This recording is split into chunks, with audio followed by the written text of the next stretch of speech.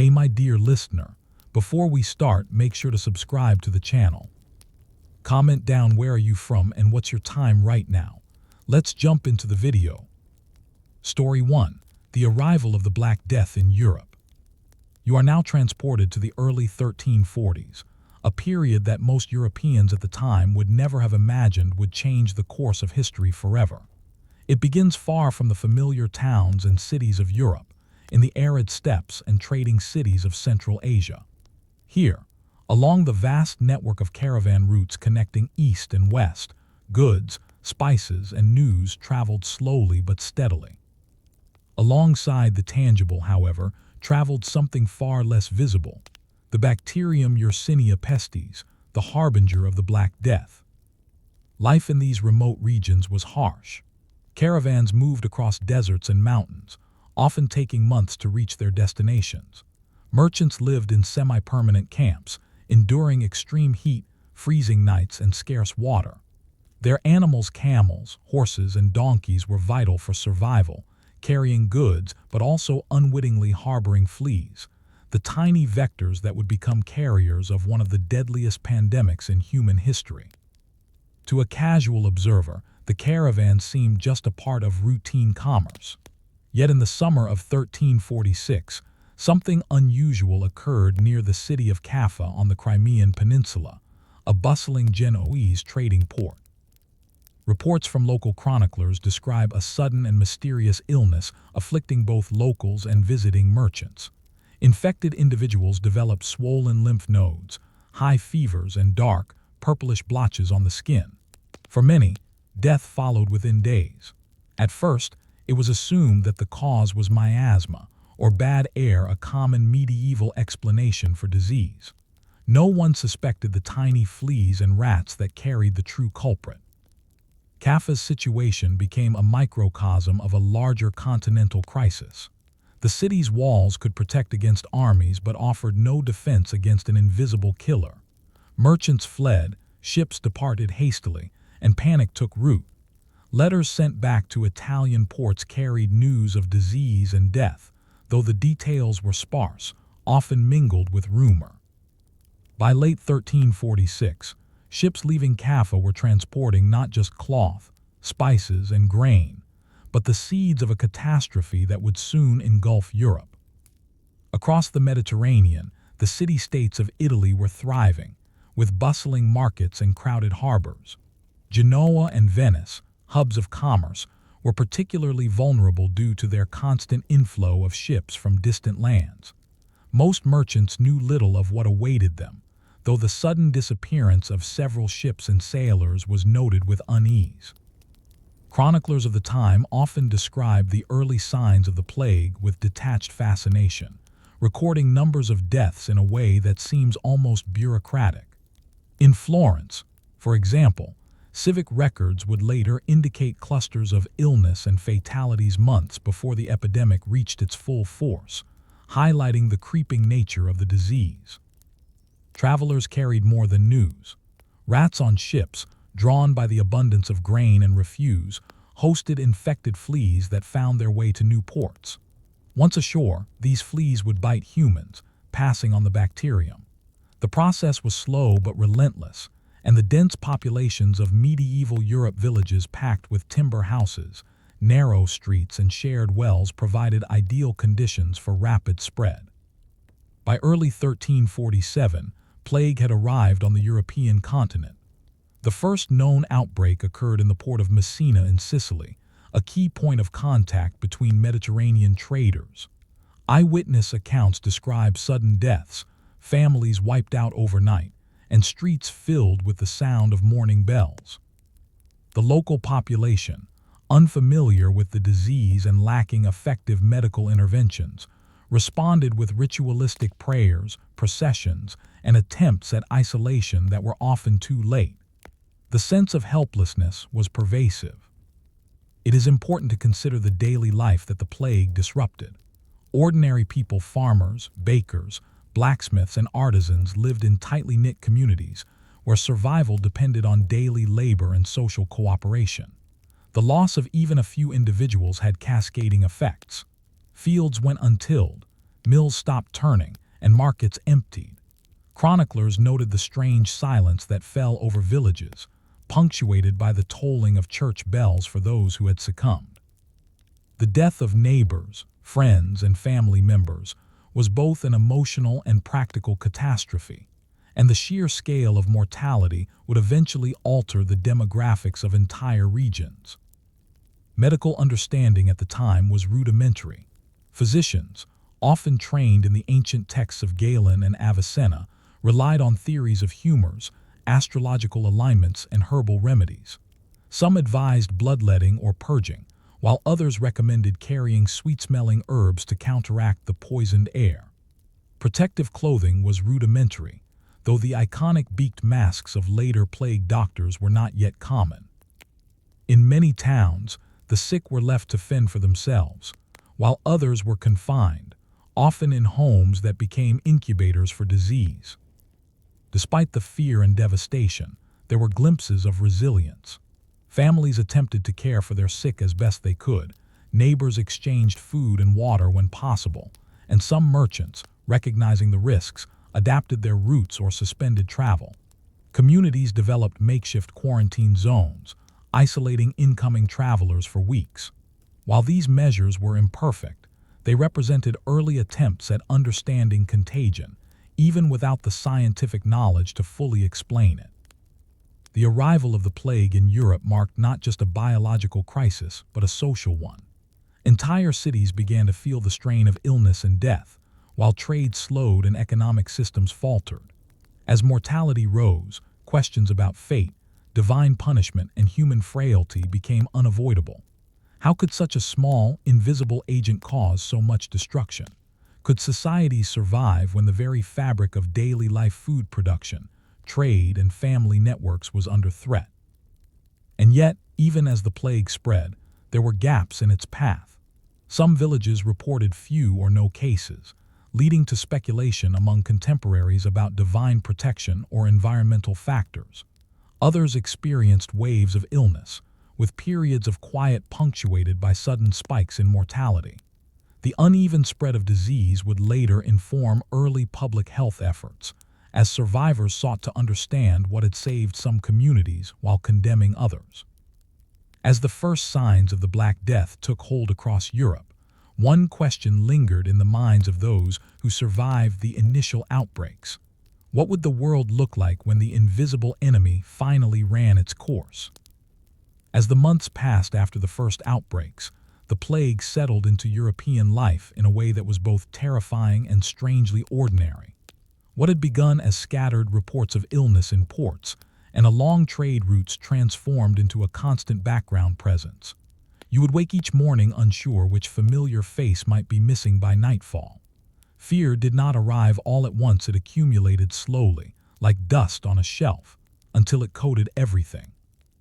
In towns and cities, daily routines began to warp under the weight of uncertainty. Bakers still rose before dawn to knead bread, but fewer customers came to their doors. Market stalls opened later and closed earlier, their owners wary of crowds. The soundscape of medieval life changed.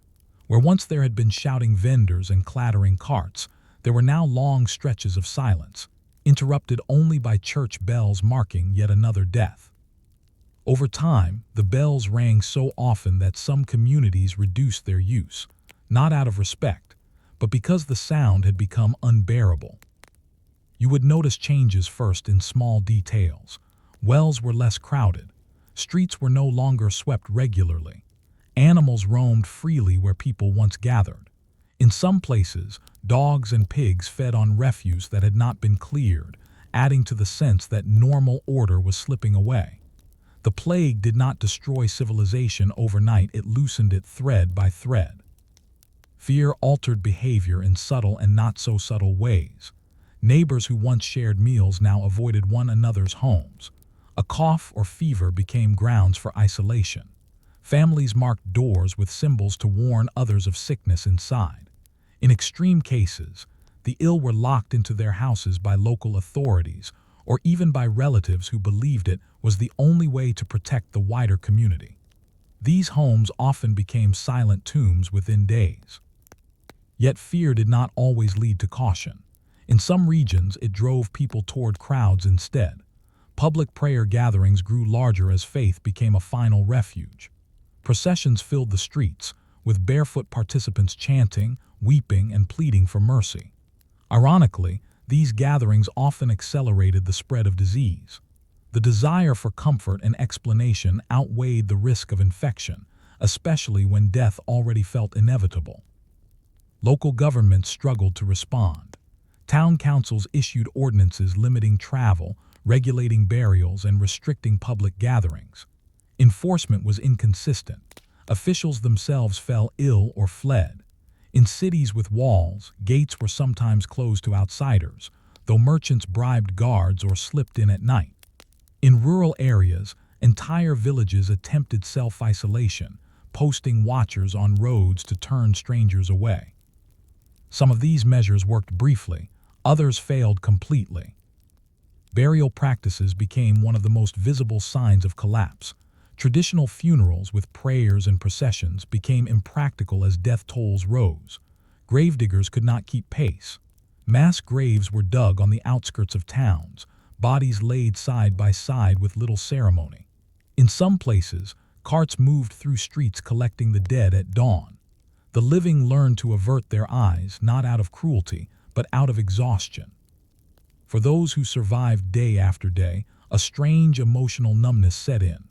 Chroniclers of the time note how people stopped reacting to death with shock or grief and instead recorded it as a matter of fact. A household lost 3 members. A street lost half its residents. A monastery fell silent. These were not dramatic events anymore, they were statistics, absorbed into the rhythm of plague life. Medical practitioners continued their work, though their confidence often exceeded their effectiveness. Physicians prescribed diets, purges, and potions. They studied urine, examined skin discolorations, and consulted astrological charts. Many believed planetary alignments had poisoned the air. Others blamed corrupted water or moral decay. Treatments varied widely and success was rare. Still, the presence of a physician offered reassurance, even if little else. You would also notice how social hierarchies bent under pressure. Wealth offered some protection. Those with means fled to countryside estates, isolating themselves with servants and stored supplies. Poorer populations had no such option. They remained in crowded quarters, dependent on daily labor that now barely existed. This imbalance fueled resentment, though organized resistance was still years away. Children experienced the plague differently. Some were orphaned overnight. Others were sent away to relatives in hopes of escape. Education halted as schools closed. Play disappeared from streets. Childhood shortened abruptly, replaced by work, caregiving, or simple survival. A generation grew up shaped by loss, accustomed to instability as the norm. Despite everything, people adapted. They learned which streets to avoid, which houses were safe, which smells were thought to ward off illness. They carried herbs, burned incense, and aired their homes obsessively. Small rituals provided a sense of control in a world that had become unpredictable. These habits, though often ineffective medically, offered psychological stability. Trade did not vanish, but it slowed and changed shape. Goods piled up in warehouses as demand dropped. Prices fluctuated wildly. In some areas, food became scarce. In others, there was abundance with no one to buy it. Coins passed through fewer hands. The economy did not collapse entirely, it stalled, then lurched forward unevenly, mirroring the stop-and-start nature of the plague itself. As seasons changed, some believed the worst had passed. Death rates dipped. Streets grew busier. Markets reopened cautiously. Then, without warning, the plague returned. New outbreaks reignited fear and erased fragile optimism. It became clear that this was not a single disaster, but a prolonged condition, something to be endured rather than escaped. Living through the plague required constant recalibration. Each day you weighed risk against necessity. Do you fetch water now or wait? Do you visit a sick relative or stay away? Do you believe the latest explanation or dismiss it as rumor? Survival was no longer heroic, it was repetitive, quiet, and uncertain. And as communities adjusted to this grim normality, a deeper question began to surface beneath the routines and precautions. If the plague was not going away anytime soon, how much of the old world could survive alongside it? Eventually, though no one could say exactly when or why, the first great wave of the plague began to loosen its grip. It did not end cleanly. There was no final bell, no moment when people gathered to declare themselves safe. Instead, death simply became less frequent. The carts came by less often. The graves were dug more slowly. And one morning you realized that several days had passed without hearing news of a neighbor falling ill. This easing brought not relief but confusion. Survivors emerged cautiously, as if the world itself might still be contagious. Doors that had remained shut for months were opened a fraction at a time. Markets resumed with reduced stalls and fewer voices. People recognized one another less easily now. Faces had changed, thinned by hunger or grief, and many familiar faces were simply gone. Entire households had vanished. In some villages, more than half the population was missing. Fields lay fallow, not because the land was poor, but because there were no hands left to work it. Livestock wandered unattended. Tools rusted where they had last been dropped.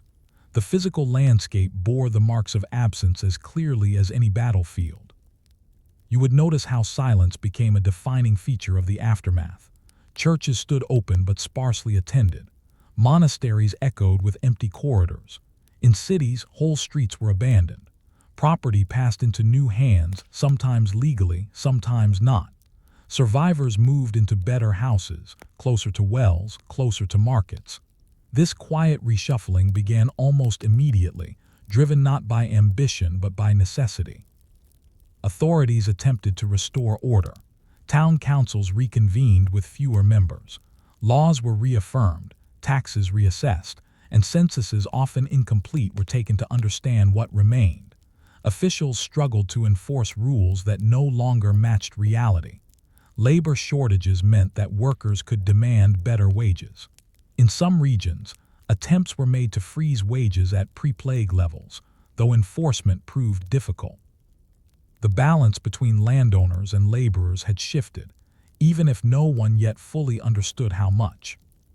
For survivors, the psychological aftermath lingered longer than the disease itself. Many experienced what chroniclers described as a persistent heaviness, a sense that joy was temporary and fragile. Marriages were delayed or rushed.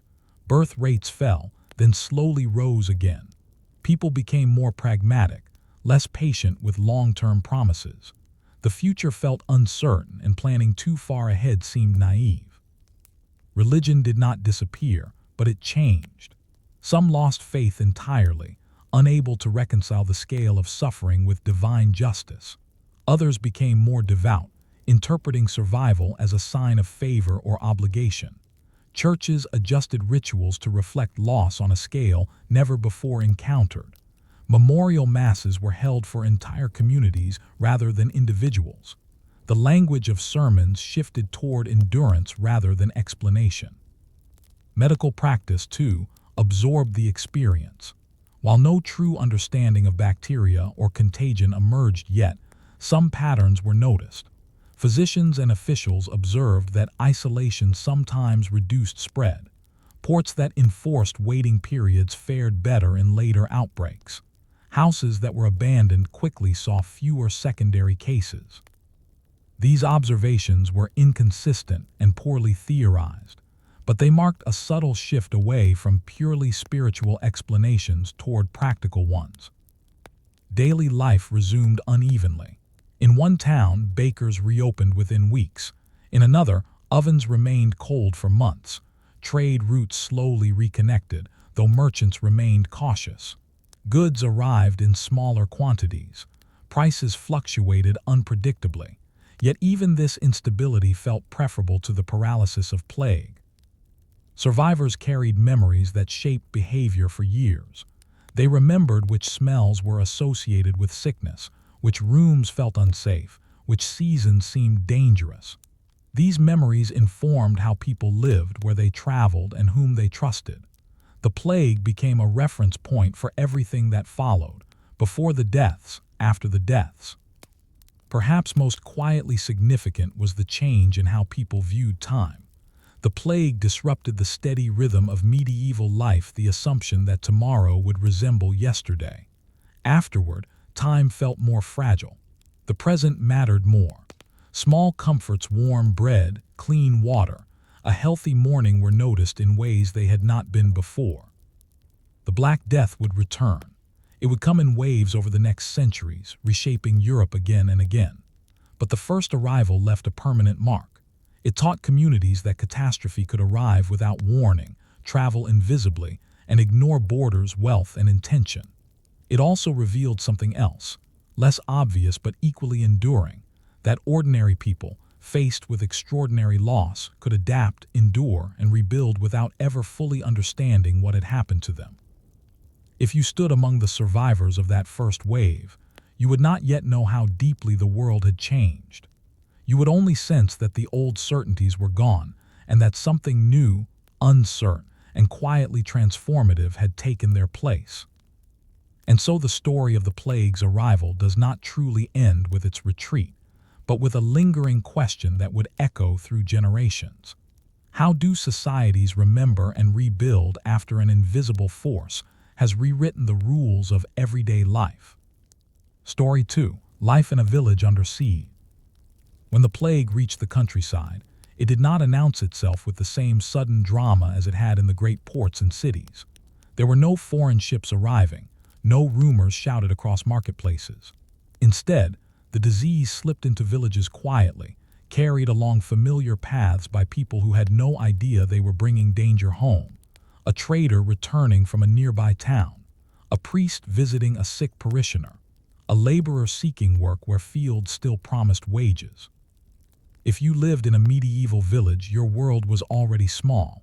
Most days followed a predictable pattern. You woke with the light, worked until sunset, ate what the land provided, and slept near the same people you had known your entire life.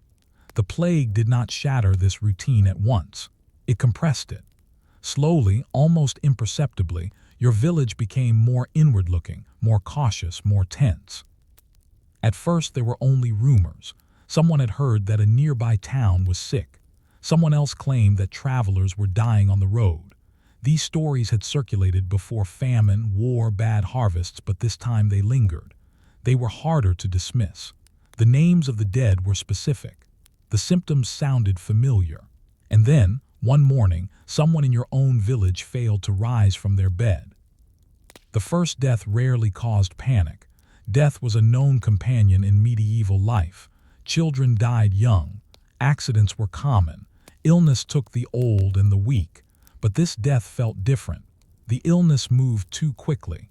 The body bore strange marks, and within days another followed. Villages were not designed for isolation. Houses were clustered for warmth and protection. Families shared tools, ovens, wells, and grazing land. Animals moved freely between yards. Children ran from door to door. These connections, once essential for survival, now became pathways for disease. Yet breaking them felt unnatural, even dangerous. Cooperation had always been the village's strength. You would begin to notice small changes. Visits became shorter.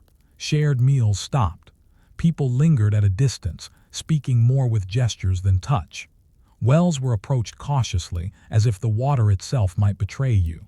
The village still functioned, but awkwardly, like a body favoring an injured limb. Work could not stop entirely. Crops still needed tending. Animals still required care. Bread still had to be baked. Hunger was as immediate a threat as illness. So people worked while afraid, keeping one eye on the fields and the other on their neighbors. A cough in the wrong moment could clear a space around you faster than any shouted warning. Village leaders, reeves, elders, or manor officials had little guidance. Messages from towns were slow and often contradictory.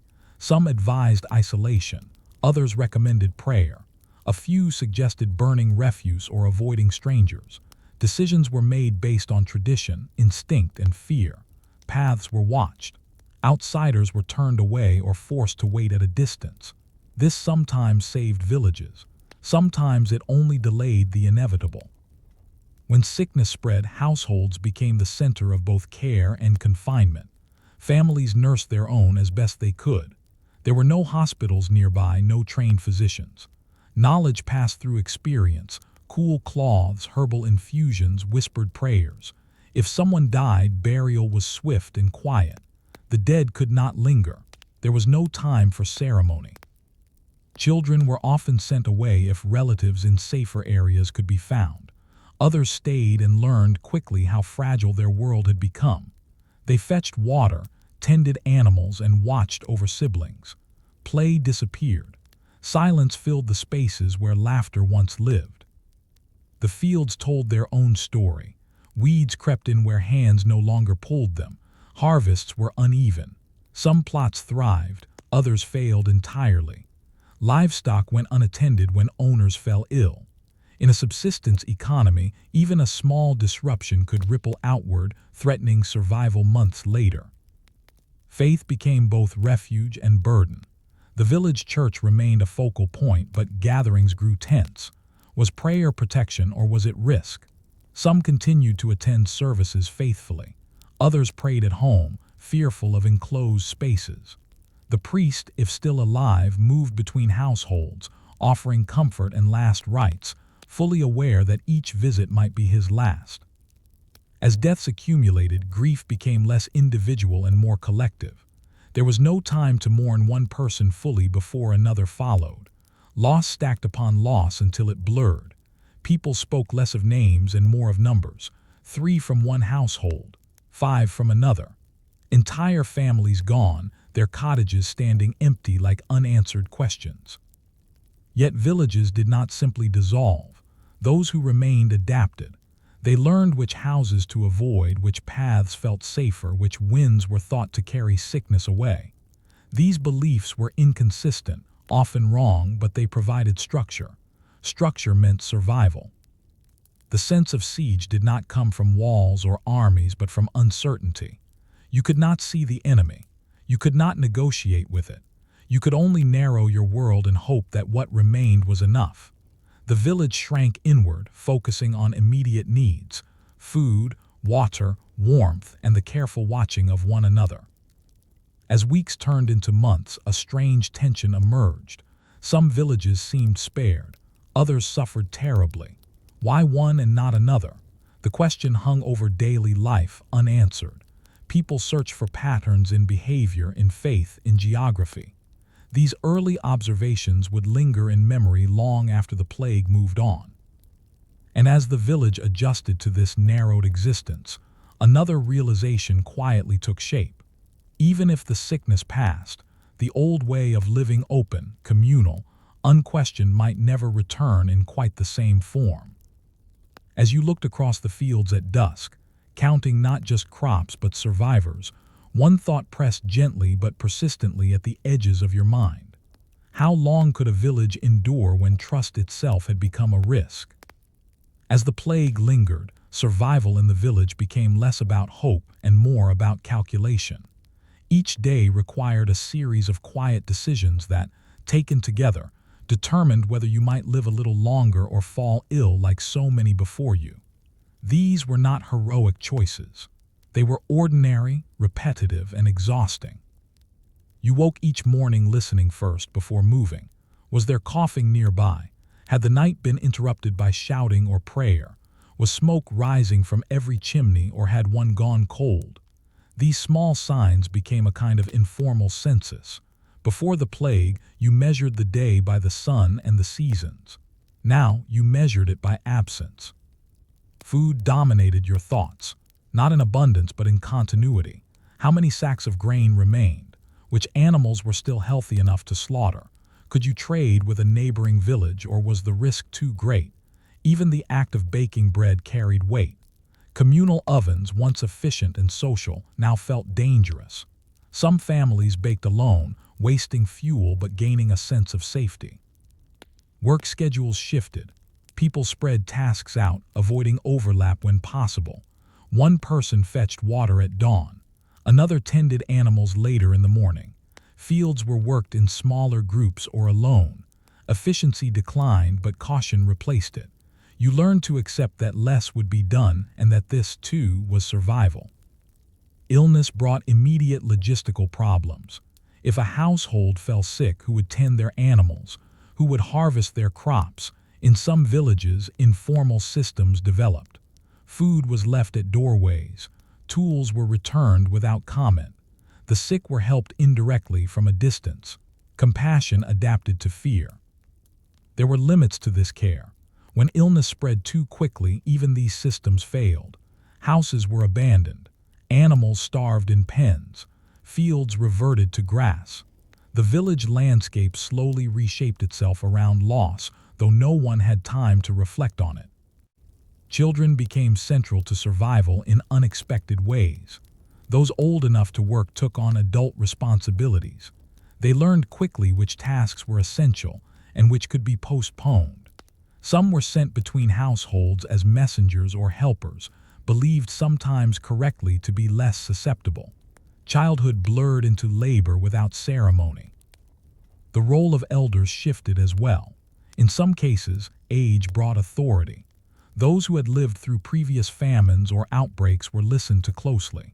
In others, age was a liability, and elders were quietly sidelined to reduce risk. Respect and fear existed side by side, unresolved. Information moved slowly and unreliably. News arrived from travelers when they were allowed in at all. One day, you heard the plague was worsening everywhere. The next, that it was fatting. These reports shaped behavior briefly, then were replaced by new ones. Certainty was impossible. You learned to act on incomplete knowledge, knowing it might be wrong. Religious practice became fragmented. Some villagers prayed constantly, convinced that vigilance might spare them. Others avoided the church entirely, associating gatherings with death. Shrines appeared at crossroads and field edges, small, personal spaces where people could pray without crowds. Faith became private, practical, and sometimes strained. Conflict simmered beneath the surface. Accusations arose quietly. Why had one family survived untouched? Why had another lost everyone? Suspicions formed around hygiene, morality, and luck. Most villages avoided open confrontation, but tension was present, shaping interactions and memories. You would notice how time itself felt distorted. Days dragged, heavy with anticipation. Weeks vanished without distinction. Seasonal markers, planting, harvest, feast days, lost clarity. Life became a sequence of present moments, each one demanding attention without offering perspective. There were brief periods of relief, a week without new cases, a successful harvest from an untouched field. These moments brought cautious optimism. People spoke a little louder. Children lingered outside.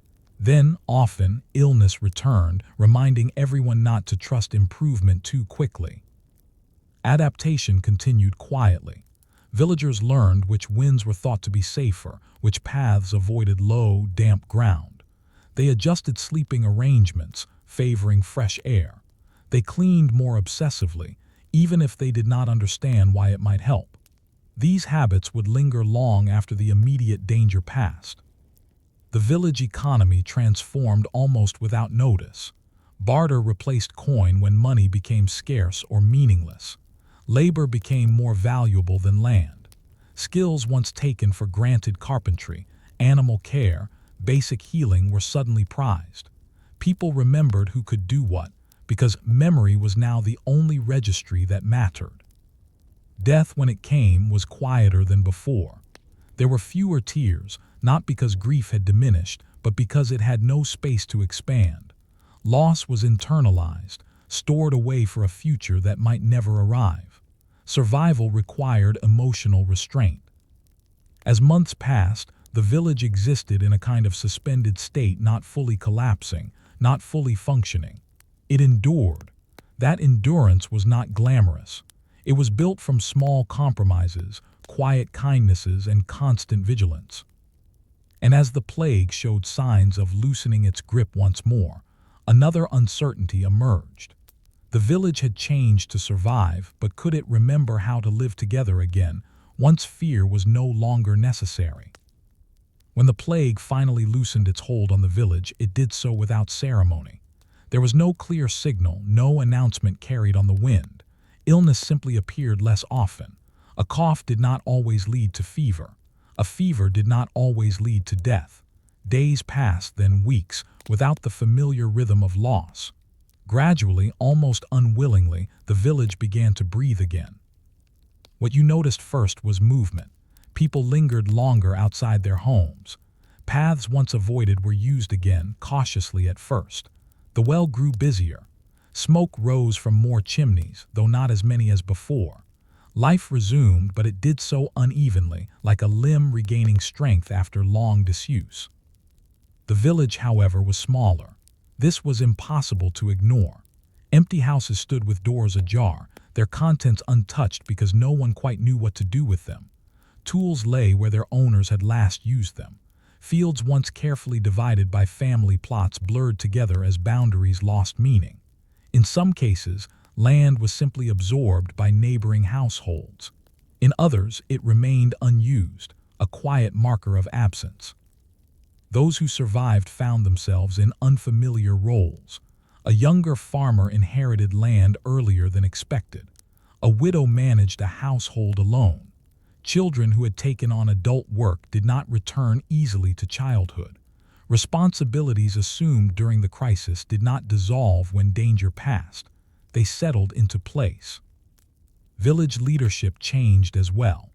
Elders who had guided decisions during the worst months were either gone or permanently altered by the experience.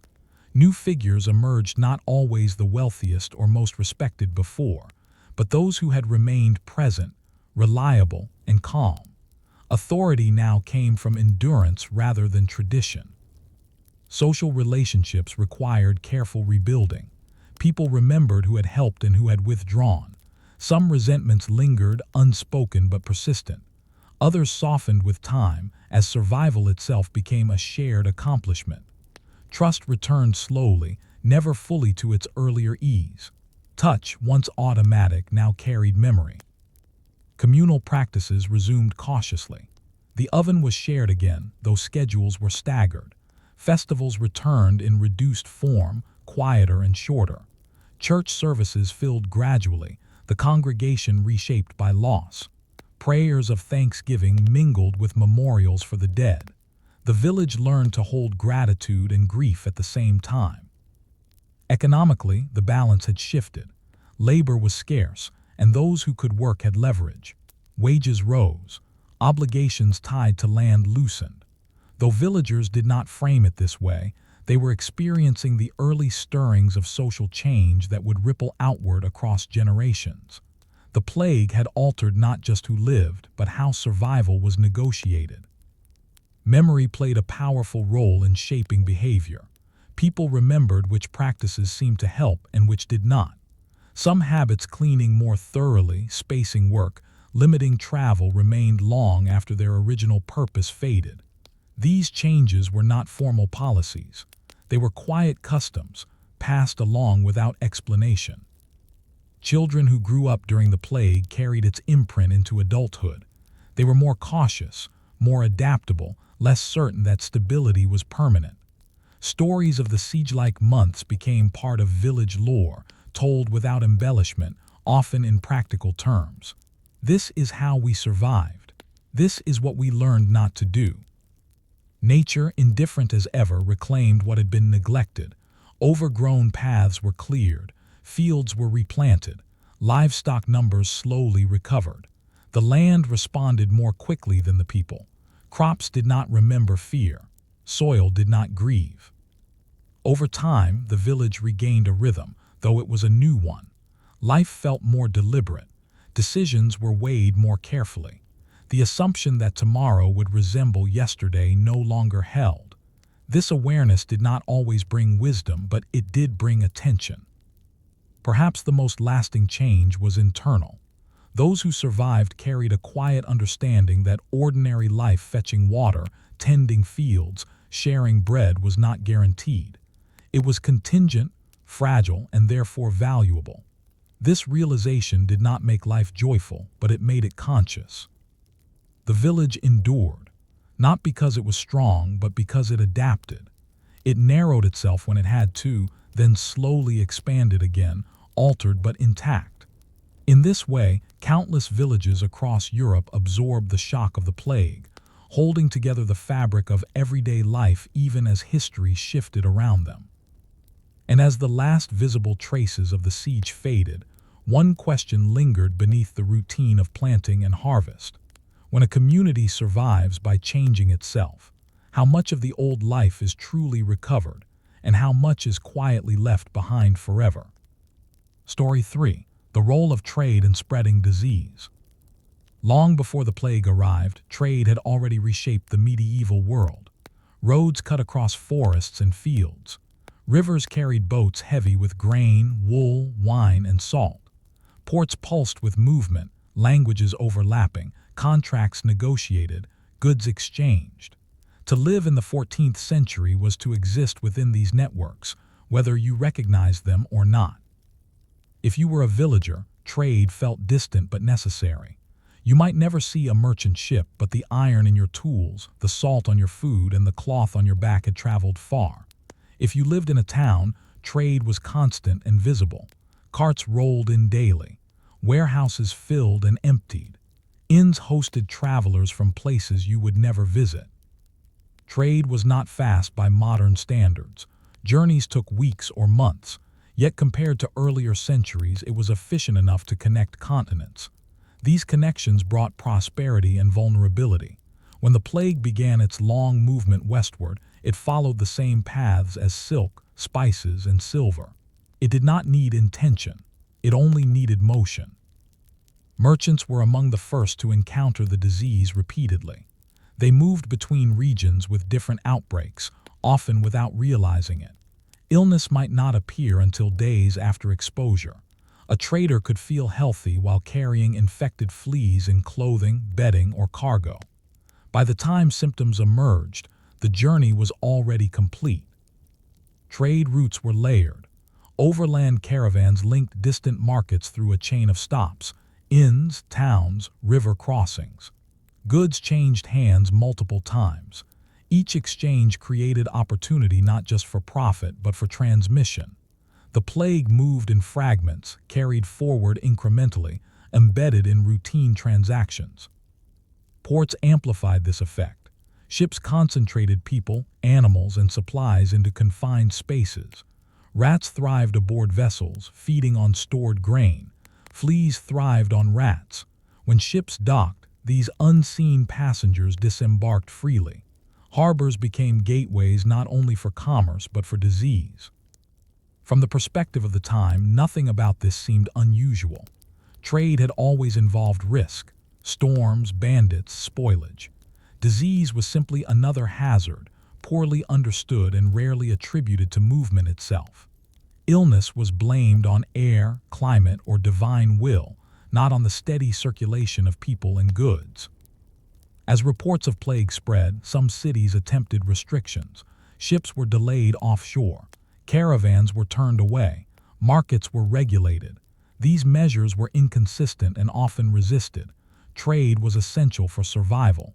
Closing routes meant shortages. Shortages meant unrest. Leaders had to balance fear of disease against fear of famine. Merchants adapted pragmatically. Some altered routes to avoid known outbreaks. Others accepted the risk, raising prices to compensate. Trade did not stop at reconfigured. Smaller shipments replaced large ones. Middlemen multiplied. Goods moved more slowly, but they still moved. Along rivers, the plague traveled quietly. Barges drifted downstream, stopping at familiar ports. Crew members came ashore for supplies. Local workers helped unload cargo.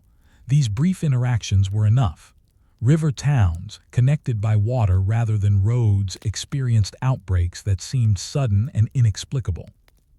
Inland fairs played a similar role. These temporary gatherings brought together traders, farmers, and craftsmen from wide regions. They were essential economic events and ideal conditions for spread.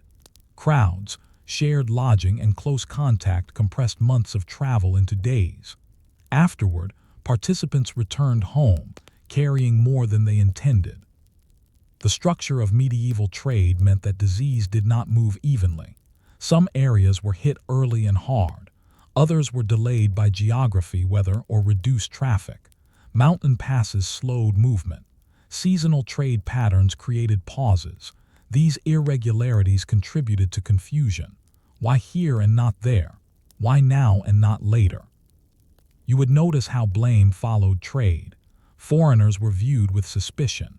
Merchants were accused of bringing sickness deliberately or through moral corruption. Certain goods were feared. Rumors spread that cloth carried disease or that spices masked it. These beliefs sometimes altered consumption patterns, though rarely for long. Despite suspicion, trade remained indispensable. Towns depended on it for food. Villages relied on it for tools. Even during outbreaks, people weighed risk against necessity. A sack of grain could mean survival. A delay could mean starvation. These calculations were constant and rarely visible to later chroniclers. Trade also shaped information flow. News traveled with merchants. Reports of outbreaks arrived before the disease itself. Sometimes they prompted preparation. Sometimes they caused panic. Often they were dismissed as exaggeration. Distance distorted accuracy. By the time confirmation arrived, the plague was already present. What made trade so effective as a vector was not speed, but persistence. Routes were used repeatedly.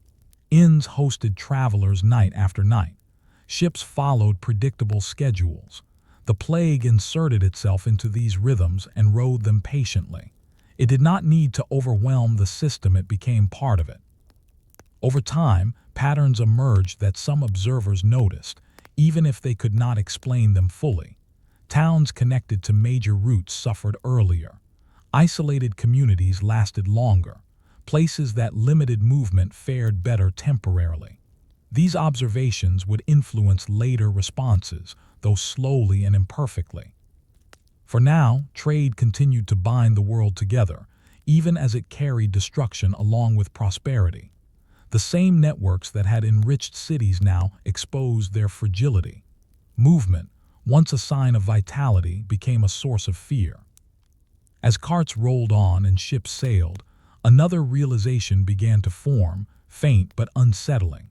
The more connected the world became, the harder it was to contain catastrophe once it entered the system. And so, as goods continued their journeys along roads and rivers, a question lingered beneath every transaction, and every mile traveled: could the networks that sustained medieval life also be the reason it was unraveling? As the plague continued to move along trade routes, markets became places of deep contradiction. They were essential, unavoidable, and feared all at once. If you stood at the edge of a market square during an outbreak, you would feel this tension immediately. People still came carefully, briefly, with purpose, but the easy social rhythm of buying and selling had been replaced by watchfulness. Markets were no longer just economic spaces. They became sites of judgment. Who arrived from where? Who touched what? Who lingered too long? Merchants, once welcomed as bringers of goods and news, were now observed with suspicion. Their mobility, which had once symbolized opportunity, now suggested danger. You might notice how people positioned themselves differently. Buyers stood back from stalls, gesturing instead of handling goods. Coins were dropped into bowls rather than exchanged hand to hand. Some sellers wrapped their wares more carefully, while others displayed them openly. Hopping confidence would inspire trust. These small adjustments were not coordinated. They emerged organically, shaped by fear and habit. Merchants adapted quickly, as they always had. They learned which towns were still open to trade and which were not. Some avoided cities altogether, favoring roadside exchanges or rural buyers. Others focused on goods deemed safe, though no one could agree what safety meant. Salt was considered acceptable. Cloth was suspect. Spices were both feared and desired, believed by some to purify the air. Trade contracts became shorter and more flexible. Long-term agreements felt risky in a world where either party might fall ill without warning. Payment was demanded sooner. Credit tightened. Trust, once extended over distance and time, now required constant reassurance. Moral anxiety layered itself onto economic fear. Merchants were accused of greed for continuing to travel. At the same time, they were blamed for shortages when they stopped. There was no correct choice. To move was dangerous. To remain still was irresponsible. This contradiction followed traders everywhere, shaping how they were received and remembered. Some towns imposed strict controls. Markets were limited to certain days. Foreign merchants were segregated. Goods were quarantined, left untouched for days or weeks before sale.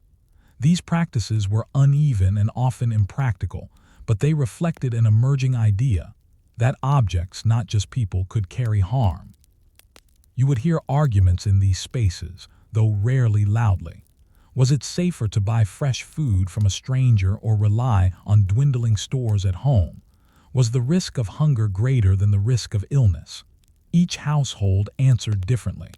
The market became a place where private calculations intersected publicly. Information flowed alongside goods. A merchant might bring news of a town recovering or of another newly afflicted. These reports influenced behavior immediately. Prices shifted within hours. Crowds formed or dispersed. Fear proved as volatile as supply and demand. Over time, reputations formed. Certain routes were known to be dangerous. Certain traders were avoided. Others were trusted because they traveled less or came from regions believed to be safe. These judgments were often wrong, but they shaped movement nonetheless. Trade also influenced how blame was assigned. Outsiders were easy targets. When illness appeared shortly after a market day, fingers pointed toward strangers. In some cases, violence followed: expulsions, beatings, confiscation of goods. These events were not universal, but they were common enough to leave a mark on collective memory. Despite this, trade persisted. It bent under pressure but did not break. The need for exchange was too deeply woven into survival. Grain still had to move from surplus regions to deficit ones. Tools still had to be made and repaired. The plague disrupted these flows, but it could not erase them. You might notice how trade slowed not just disease, but understanding. When routes closed or fragmented, information became localized. Each community relied more on its own experience and less on broader patterns. This isolation made coordinated responses impossible. Everyone was reacting, no one was planning. And yet, within this fragmentation, a subtle awareness grew. People began to associate movement with risk in a more concrete way. The idea that disease traveled not randomly, but along human pathways took tentative root. It was not scientific, but it was practical. Merchants, ironically, became both symbols of danger and carriers of adaptation. They observed patterns others could not see, simply because they moved between places. Some noticed that delays reduced outbreaks, that isolation mattered, that timing was crucial. These observations circulated slowly, imperfectly, but they circulated. As markets continued under the shadow of plague, they revealed something uncomfortable. The systems that sustained medieval life were inseparable from its vulnerabilities. Exchange created abundance, but also exposure. Connection brought prosperity, but also shared risk. Standing in a market during those years, you would sense that trade itself was being quietly redefined, not abandoned, but questioned. And beneath the murmur of bargaining and the shuffle of cautious feet, another question pressed forward. If movement was necessary but dangerous, how could a connected world learn to protect itself without falling apart? By the time the plague had passed through trade networks multiple times, leaving cycles of illness and partial recovery in its wake, something subtle but important had changed. People no longer viewed movement as neutral. Travel, once associated with opportunity, curiosity, and profit, now carried an invisible weight. Every journey suggested consequence. Merchants felt this shift first and most acutely. They continued to move because they had to, but they did so with greater deliberation. Routes were chosen not only for efficiency, but for perceived safety. Timing mattered more than distance. A delayed departure could mean survival. A hurried one could mean disaster. Ports became places of negotiation rather than simple arrival. Ships waited offshore, sometimes for days, sometimes for weeks. Cargo was unloaded slowly. Crews were questioned, observed, sometimes isolated.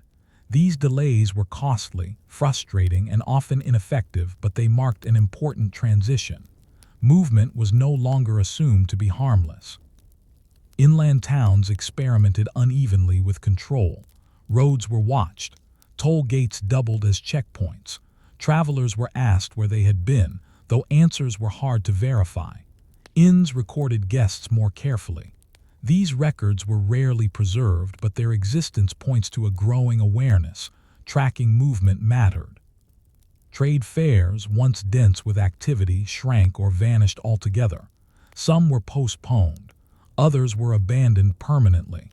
This disrupted regional economies, but it also reduced opportunities for large outbreaks. People noticed this correlation, even if they could not fully explain it. Absence, once feared, became protective. The flow of goods adapted again. Warehouses stored supplies longer. Middlemen increased, allowing goods to change hands without direct contact between distant regions. This slowed trade and raised prices, but it also fragmented transmission. Disease, like information, traveled less efficiently when systems were broken into smaller parts. Merchants themselves changed. They traveled with fewer companions. They avoided crowded lodgings. Some adopted personal rituals, airing clothes, cleaning bedding, spacing cargo that they believed reduced risk. These habits were inconsistent, but they represented learning through experience. Communities, too, absorbed lessons. Towns that had suffered badly remembered. When plague rumors returned, responses were faster. Markets closed sooner. Travel was restricted earlier. These measures did not prevent all outbreaks, but they altered their scale and timing. Memory became a form of defense. Over time, these practices solidified into something recognizable: early public health behavior. Not policy in the modern sense, but pattern, delay, distance, observation.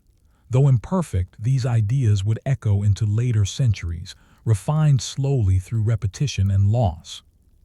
Trade never fully recovered its earlier innocence. Even in periods without plague, suspicion lingered. Movement remained necessary, but it was no longer celebrated without reservation. This tension became permanent, woven into economic life. Perhaps most importantly, the plague forced a reckoning with interconnectedness. Medieval people did not speak of systems or networks, but they lived within them. The disease revealed that what happened far away mattered deeply at home. A decision made in a distant port could echo months later in a village market. This awareness did not lead to unity. Often it led to exclusion. Borders hardened. Outsiders were mistrusted. Yet the underlying truth remained. Isolation could delay catastrophe, but it could not erase connection entirely. When the plague receded again, trade resumed more confidently, but never quite as before. Routes reopened. Markets revived. Goods flowed. But beneath the activity lay memory of how quickly prosperity had turned dangerous. If you stood on a road watching a merchant cart pass in those years, you might feel conflicting emotions. Relief that goods were moving again. Unease about what they might carry. Gratitude for connection. Fear of its cost. Trade had not caused the plague, but it had revealed the price of a connected world without understanding its own vulnerabilities. That lesson lingered, quietly shaping future responses long after the Black Death itself faded from view. And so, as roads and rivers continued to bind communities together, one final question remained unresolved. How could societies preserve the benefits of movement and exchange, while learning to live with the risks they inevitably carried? Story 4. Quarantine and isolation practices. Long before quarantine became a formal concept, people already understood waiting. Medieval life was shaped by delays waiting for crops to grow, for ships to arrive, for letters to return, for seasons to turn. What the plague introduced was a different kind of waiting, one filled not with expectation, but with restraint. When communities began to suspect that disease followed movement, isolation emerged not as a theory but as a reluctant experiment. If sickness came from elsewhere, then perhaps distance physical and temporal might offer protection. This idea did not arrive fully formed. It emerged unevenly, shaped by fear, observation, and the simple desire to survive a little longer. Ports were among the first places where waiting became policy. In cities like Venice, where trade was constant and unavoidable, officials faced a brutal dilemma. Closing the harbor meant starvation and unrest. Leaving it open meant death. The compromise was delay. Ships suspected of carrying illness were ordered to remain offshore, their crews forbidden to land. At first, these waiting periods were arbitrary, a few days, a week, long enough, it was hoped, for sickness to declare itself. If no one fell ill, the ship might be allowed to dock. If illness appeared, the vessel was turned away or held longer. There was no guarantee this worked, but sometimes it seemed to. You can imagine the strain of this waiting from both sides. Crews confined to cramped ships, watching the city they needed but could not reach. Harbor officials packing docks, knowing that one wrong decision could doom thousands. Time itself became a tool, wielded clumsily but deliberately. Isolation was not limited to ports. On land, towns and villages experimented with their own forms of separation. Travelers were stopped at gates and questioned. Some were turned away outright. Others were required to wait outside the walls, housed in sheds, barns, or open fields. Food was brought to them, sometimes left at a distance, sometimes delivered reluctantly.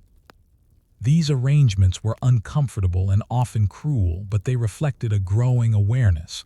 Proximity mattered. The closer people were, the more dangerous interaction became.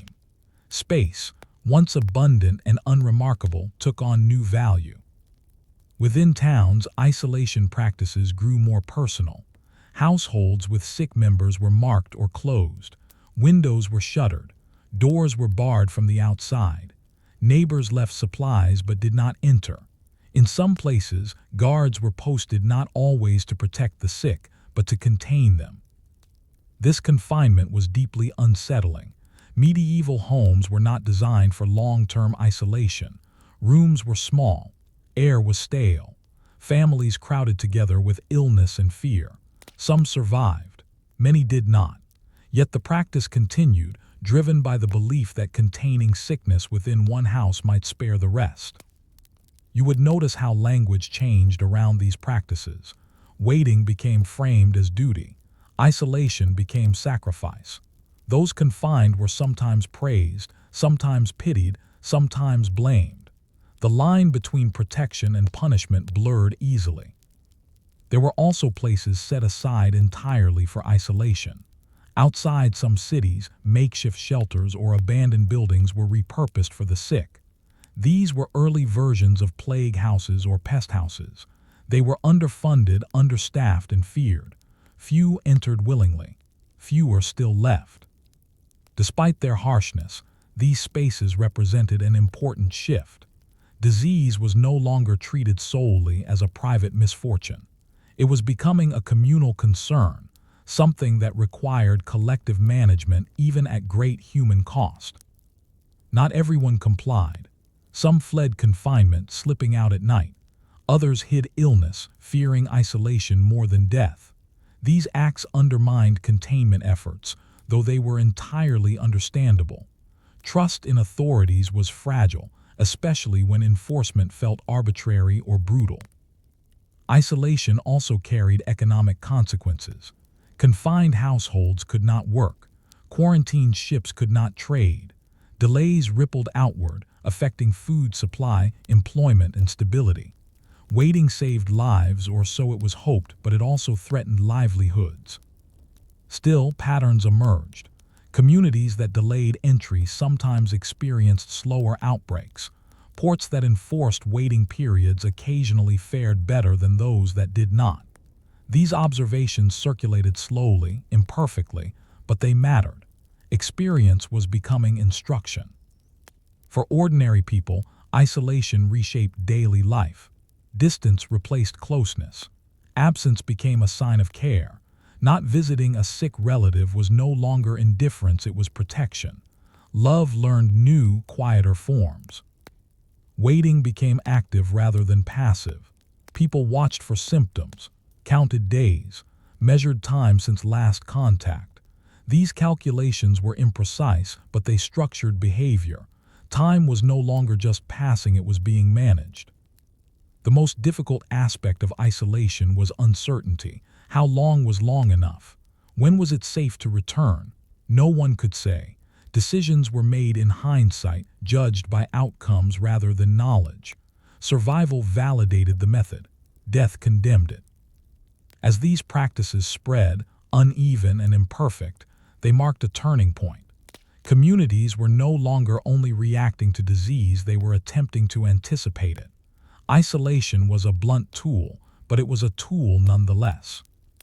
And as waiting became embedded in daily life, waiting at gates, waiting offshore, waiting behind closed doors, another question quietly took shape. How much separation could a society endure before the bonds that held it together began to fray? As isolation practices spread and hardened, waiting began to acquire a number. Not everywhere and not all at once, but in certain ports and border towns, a period of enforced delay became standardized. 40 days. Long enough, it was believed, for sickness to reveal itself. Long enough for danger to pass, or at least to declare its intentions. In the Adriatic port of Dubrovnik, then known as Ragusa, officials formalized one of the earliest recorded quarantine systems. Travelers and goods arriving from suspected regions were required to wait on nearby islands or designated sites outside the city walls. At first, the waiting period was 30 days. Later, it became 40. The choice was partly symbolic, partly practical, drawn from religious tradition and observation rather than medical certainty. For those subjected to it, quarantine was an experience of suspended identity. You were no longer fully traveler but not yet resident. You existed in a liminal space outside the city's protection but under its authority. Supplies were delivered at intervals. Contact was limited. Time stretched. You can imagine the days unfolding slowly, watching ships come and go without you, listening for signs of illness among your companions, counting meals, counting days. Each cough carried meaning. Each fever reshaped the future. Survival became a collective responsibility enforced by proximity and shared fate. These quarantine sites varied widely in quality. Some offered shelter, clean water, and regular food. Others were little more than exposed ground or abandoned structures. Conditions depended on local resources and political will. The intention might have been protection, but the experience often felt like exile. On land, similar waiting spaces appeared. Travelers were housed beyond gates, sometimes in barns or temporary huts. Guards enforced distance. Supplies were passed through intermediaries. In winter, cold became an added threat. In summer, heat and insects. Isolation did not eliminate risk, it redistributed it. For towns enforcing quarantine, the burden was heavy. Officials had to decide who waited, for how long, and under what conditions. Mistakes were inevitable. If quarantine failed, blame followed. If it succeeded, the success was invisible, measured in deaths that did not occur. Ordinary residents adjusted to these systems cautiously. Knowing that travelers were being held outside brought some reassurance.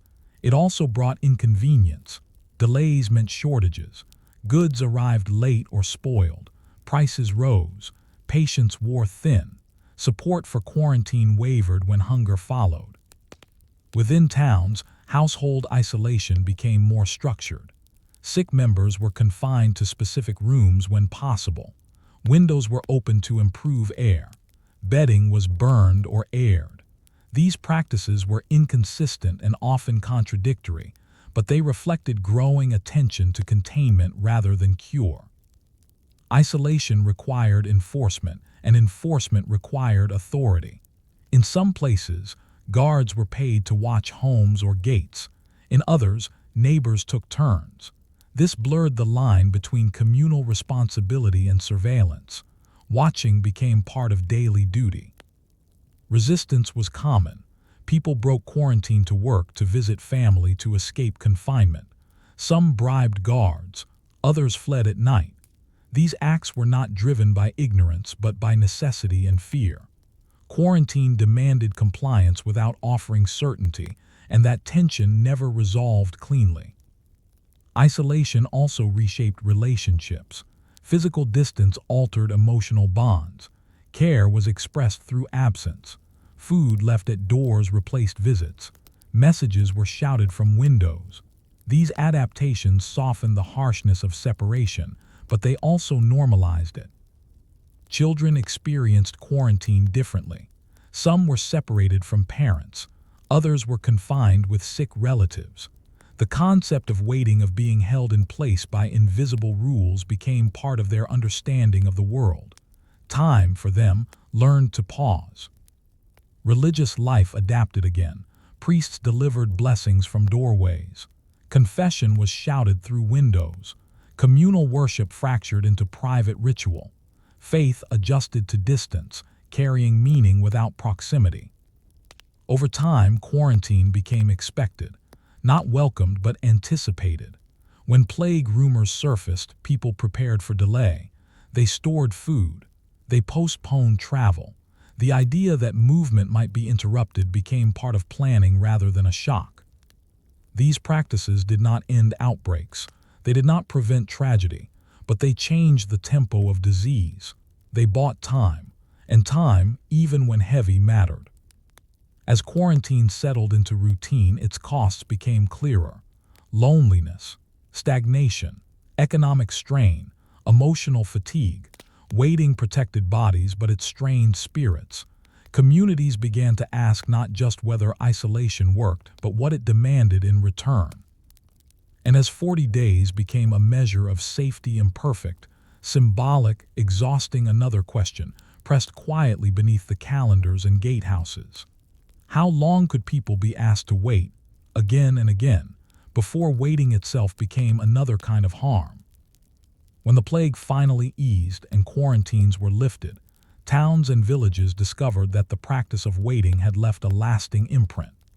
The physical threat of disease had passed temporarily, but the memory of confinement lingered in habits, attitudes, and the rhythm of daily life. You could sense it in streets once again open to merchants, in the cautious greetings exchanged between neighbors, in markets where space was now respected more consciously. Isolation had taught an unexpected lesson. Survival often required structured patience. Daily routines, previously informal, were now observed with careful attention. People spaced themselves naturally, maintained cleanliness where possible, and monitored both health and proximity. The invisible rules of quarantine became embedded in behavior, passed on through example rather than law. For towns, the challenge of reintegration was immense. Quarantined households returned to communities changed. Families had experienced loss, grief, and fear in concentrated doses. Relationships were reshaped by absence. Trust, once implicit, now had to be rebuilt carefully. What had been ordinary contact, sharing food, tools, labor, was now measured and deliberate. Trade resumed cautiously. Merchants returned to streets and docks, but the pace and patterns of commerce were altered. The memory of delay shaped expectations. Goods were inspected more carefully. Buyers were mindful of origin. Long-distance connections, once taken for granted, now carried the dual weight of opportunity and risk. Isolation also changed social hierarchies subtly. Those who had survived quarantine with resources, wit, or influence often found themselves in positions of authority afterward. Leaders emerged not just from birthright but from endurance, observation, and adaptability. The social fabric had shifted as much as the physical one. Religious life resumed, though it too bore the marks of separation. Congregations returned in reduced numbers and rituals were more private. Prayer became as much about reflection on survival as about divine intervention. Faith, once expressed through physical proximity, found new forms in careful gestures, individual devotion, and symbolic offerings. The psychological effects were enduring. Children who had grown up during prolonged waiting learned caution and observation early. Adults carried wariness that tempered risk-taking. Communities remembered patterns, routes of travel, timing of outbreaks, spaces of exposure, even when no one could explain the science behind them. Memory became a tool as vital as any wall or gate. Even as normalcy returned, the experience of isolation left questions unresolved. How much separation was enough? When did safety become oppression? How could communities balance protection with participation in the life that had been paused for so long? These were not just practical questions, they were moral and emotional ones, quietly shaping decisions for generations. Quarantine, imperfect and unevenly enforced, had achieved something remarkable. It demonstrated that human behavior could influence disease, even without full understanding. It introduced the idea that collective action, however imperfect, mattered. And yet, it also revealed the cost of such measures: disruption of routine, strain on relationships, and the slow erosion of trust. For towns and villages emerging from confinement, life felt both familiar and foreign. Streets, homes, and markets were the same, yet the ways people moved through them had changed. The rhythm of daily existence had been interrupted, measured now by awareness of distance, time, and the fragile nature of health. If you walked through a reopened town, you would notice subtle traces of quarantine everywhere. Households arranged with more attention to airflow, pathways less congested, greetings cautious but deliberate. Behavior carried memory of absence and survival. Even joy was tempered with the understanding of fragility. And as communities adapted once more, one thought persisted quietly in the background. Separation could protect, delay, and sometimes save, but it demanded its own resilience. The challenge was not only enduring the plague, it was enduring the waiting itself, and learning how to return to ordinary life when ordinary life had been suspended for so long. Isolation had reshaped society as much as disease had. Its effects would echo through centuries, influencing responses to illness long before the nature of germs was understood. Survival was not just physical, it was temporal, spatial, and emotional. And as the world moved forward, the question remained: how could people reconcile the need for closeness with the necessity of distance, without losing the fabric of community entirely? Story 5. The impact on monastic life. Monasteries, often removed from the bustle of towns and villages, seemed at first to be insulated from the plague. Their walls, cloisters, and orderly routines suggested protection. Yet the very nature of monastic life, communal dining, shared dormitories, close contact during prayers and services, made them vulnerable once the disease arrived. What began as rumors on distant roads soon reached even the most secluded abbeys, carried by travelers, pilgrims, or merchants delivering supplies. If you were a monk or nun, the rhythm of the day was familiar and rigorous. You awoke before dawn, sang prayers in dimly lit chapels, studied scripture, tended the garden, copied manuscripts, or performed labor assigned by the abbot or abbess. Life was structured, repetitive, disciplined, a predictable cycle that emphasized devotion and obedience. Predictable until the plague interrupted it. Initial signs were subtle: a cough here, a fever there. Perhaps a brother or sister failed to appear for morning prayers. At first, the community attributed it to fatigue, diet, or the changing seasons. But as numbers increased, it became clear that the monastery, despite its isolation, could not remain untouched. The social dynamics of monastic life amplified fear. Daily routines depended on proximity: communal meals, shared water sources, collective work in fields and scriptoriums. A single case could expose dozens. Leaders faced excruciating choices: enforce stricter separation within the abbey or risk further contagion. The rules of devotion obedience, shared liturgy, communal discipline clashed with emerging practices of avoidance. You would notice how daily labor adapted. Tasks previously done together were now staggered. The scriptorium might see fewer scribes working at once. Gardens were tended in shifts. Kitchens operated with one cook at a time. Silence took on a new quality, not only spiritual but protective, as movement and contact were limited. Care for the sick within the abbey was complicated. Monks and nuns were bound by vows of charity and compassion, but tending the infected carried grave risk. Often, a small group would volunteer or be assigned to care, wearing whatever precautions were known or improvised fresh air, isolation of the patient, herbs believed to purify. Yet these measures were inconsistent and often insufficient. Death became immediate and visible. Graves were dug nearby, sometimes in consecrated cemeteries, sometimes hastily on abbey grounds. Entire cells could be vacated within days. The remaining community was forced to absorb grief while continuing routines, prayers, work, and study, now punctuated by the quiet horror of absence. You would notice the psychological toll. Monastic training emphasized detachment, meditation on mortality, and acceptance of suffering. Still, the scale of loss exceeded precedent. Silence in the abbey's corridors carried more than contemplation. It carried fear.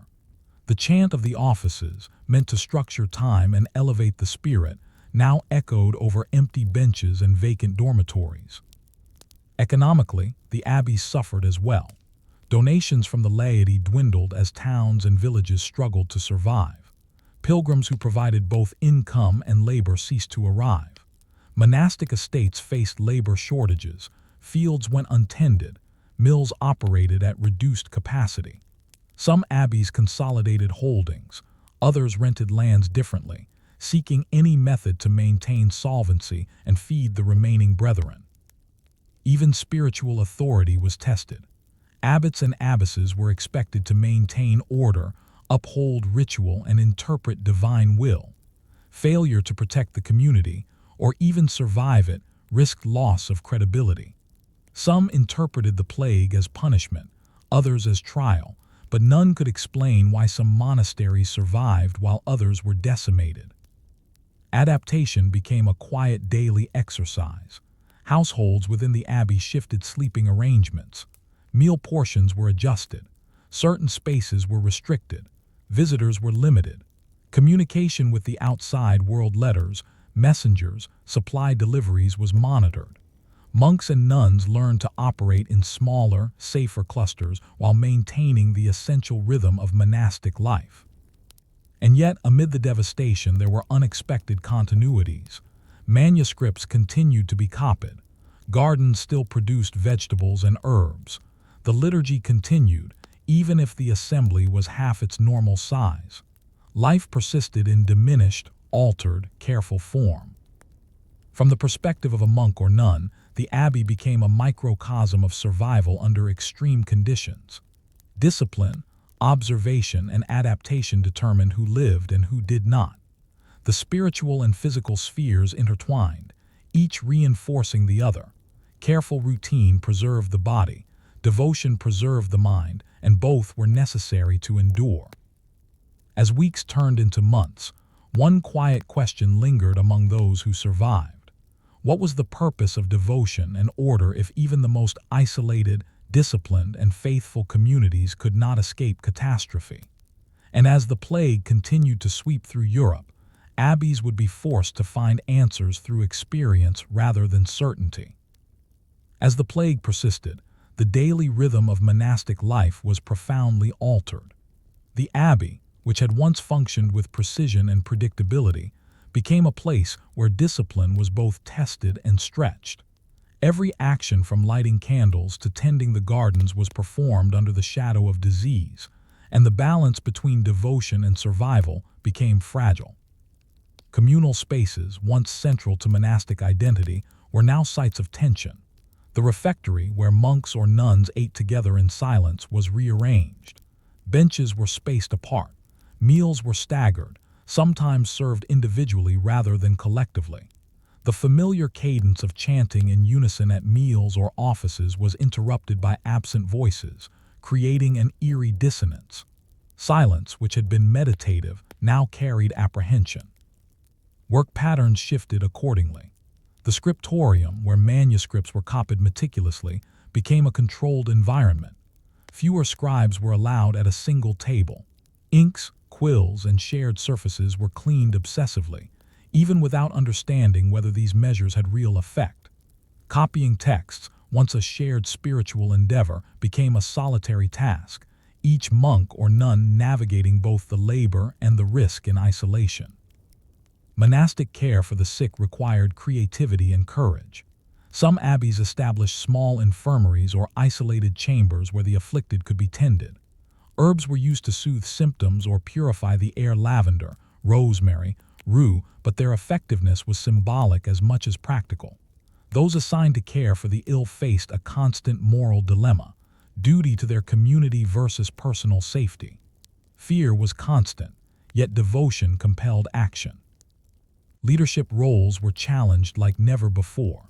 Abbots and abbesses had to make rapid decisions about quarantine, labor distribution, and the rationing of food. Every choice was weighted with potential mortality. Leaders who acted decisively sometimes saved lives. Those who hesitated risked collapse. Authority became less about hierarchy and more about practical judgment under pressure. The spiritual life of the abbey also adapted. Prayer remained central, but its focus shifted. Traditional readings on sin and salvation were supplemented, in practice if not in intent, by pleas for protection and endurance. Liturgies continued, but congregations were fragmented, and some monks or nuns observed prayers privately in cells rather than in chapel. Devotion became both comfort and a strategy, a way to impose order amid chaos. Economic pressures compounded the stress. Monastic estates relied on laborers, rents, and tithes, yet plague had decimated villages and towns. Fields went untended. Mills operated sporadically. Donations dwindled as communities outside struggled to survive. The abbey adapted by reallocating labor among survivors, rationing supplies, and sometimes negotiating new arrangements with tenants. Survival required both spiritual fortitude and practical resourcefulness. Grief permeated every corner of the abbey. Entire cells might be emptied by illness.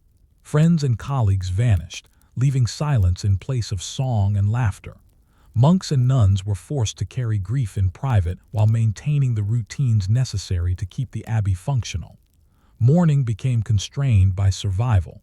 Sorrow had to coexist with ongoing labor and devotion. Despite fear and loss, life continued, in part because of the rigidity that had always defined monasticism. Routine offered a framework for managing chaos. Work, prayer, and study imposed structure on uncertainty. By adhering to familiar practices adapted as necessary, monks and nuns could maintain a sense of purpose and continuity. Survival was as much about maintaining rhythm as it was about avoiding contagion. Over time, subtle changes became permanent. Practices that had arisen from necessity: staggered work schedules, attention to cleanliness, designated spaces for the sick remained, forming the foundation for future institutional responses to disease. Even after plague outbreaks receded, the lessons of adaptation persisted in the culture of monastic life. Yet questions lingered in silence-filled cloisters. How much order was sufficient to protect life? Could devotion alone sustain a community when disease seemed indifferent to faith or discipline?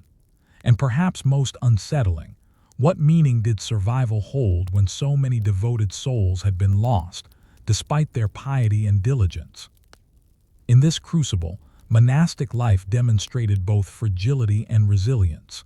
Discipline and routine, once absolute, became adaptive tools for survival. Compassion coexisted with fear. Obedience coexisted with innovation. And within the abbey walls, the tension between devotion, mortality, and practical survival defined every waking hour. As the plague gradually subsided, monasteries that had survived faced a changed world. The abbey was no longer just a place of devotion. It was a living record of endurance, adaptation, and loss. Its halls and gardens, once filled with the predictable rhythms of monastic life, now carried the imprint of absence, empty cells, altered routines, and quiet spaces where death had once passed through. For the monks and nuns who remained, survival was intertwined with memory. Each recovered room, each continued ritual, each scriptorium desk now held both the weight of loss and the affirmation of resilience. Life was diminished in numbers, but not entirely in spirit. Continuity mattered as much as survival itself. Daily routines, prayers, labor, study retained their purpose, even when the community was smaller and quieter. The physical layout of the abbey reflected lessons learned. Dormitories and workspaces were reorganized for greater spacing. Kitchens and refectories operated in shifts. Isolation spaces for the sick were maintained, whether in anticipation of future outbreaks or as precautionary legacy. The architecture of everyday life subtly adjusted to minimize risk, embedding practical knowledge into bricks, beams, and corridors. Economically, the abbey faced enduring challenges. Farmlands had been neglected. Revenues from tenants and pilgrims were reduced. Some monasteries merged estates or reorganized labor to compensate for lost hands. Monks and nuns took on tasks previously assigned to lay workers, reinforcing the idea that survival required flexibility. In practical terms, devotion was inseparable from labor. Spiritually, the community evolved as well. Rituals continued, but with a tempered awareness of mortality. Silence took on new meaning. It was not only meditative, but commemorative. Prayers for protection were joined by prayers of remembrance for those lost. The abbey became a place where the sacred and the temporal intertwined, where devotion sustained both body and mind. Monastic leadership had been tested as never before. Abbots and abbesses who guided their communities through the crisis were remembered not merely for piety or inherited authority, but for judgment, courage, and adaptability. Their decisions when to isolate, whom to assign to care for the sick, how to maintain productivity shaped both immediate survival and long-term reputation. Authority now included practical wisdom as much as spiritual guidance. The surviving community also reflected on mortality in subtle ways. Novices entering the abbey after the worst of the plague were taught not only traditional monastic discipline, but also practical lessons in care, observation, and risk. Oral memory became instruction, which behaviors minimized exposure, which arrangements proved effective, and which mistakes were costly. Experience became part of education. Loss had transformed relationships. Those who survived carried grief quietly, integrating it into daily life. Friendships and hierarchies shifted as survivors assumed responsibilities left by the deceased. Bonds were rebuilt slowly, often in the context of shared work rather than formal ceremony. The social fabric of the abbey had been tested, and its recovery was pragmatic as much as spiritual. Yet for all the adaptations, one subtle question persisted. How much of monastic life could remain unchanged in the face of repeated mortality? Ritual, study, and labor continued, but they were now layered with the knowledge of fragility. Daily actions were informed by experience. Reverence coexisted with vigilance. Life was preserved not simply by faith, but by conscious attention to risk. Ultimately, monasteries emerged from the plague as transformed institutions. They retained their spiritual mission, but it was tempered by practical awareness. Devotion could no longer exist in isolation from survival. Routine, once absolute, became adaptive. Compassion coexisted with caution. Order coexisted with unpredictability. The abbey, like the communities around it, had been reshaped by the relentless presence of death. And as the monks and nuns walked through their cloisters, tending gardens, copying manuscripts, and observing the offices, a quiet reflection emerged. Life could continue after devastation, but it would never return exactly as before. Every chant, every measured step along the stone corridors carried the memory of survival, adaptation, and the delicate balance between faith and mortality, a lesson that would echo far beyond the abbey walls for generations to come. Story 6. Peasant responses to the plague. For the majority of medieval Europeans, life before the plague was already precarious. Peasants labored long hours in fields, tended livestock, and paid rents or labor obligations to landlords. Their days were measured by seasons, harvests, and the toll of weather. Yet when the plague arrived, the stability of their routines already fragile was shattered. You can imagine waking each morning to uncertainty. A neighbor might be ill. A family across the field might have vanished. Livestock might be sick, or worse, the grain store might be contaminated. Decisions that once seemed minor, how far to travel to fetch water, whether to share tools, whom to visit, now carried life-or-death consequences. Peasants reacted pragmatically. Travel became minimal. Markets were approached cautiously, often avoided altogether. Some villages imposed their own rules of separation, keeping strangers out, restricting communal gatherings, and rationing shared resources. These local quarantines were informal, sometimes enforced by the village elders or by collective agreement. Work patterns shifted too. Harvests could not wait for fear or grief. People adjusted tasks to reduce contact.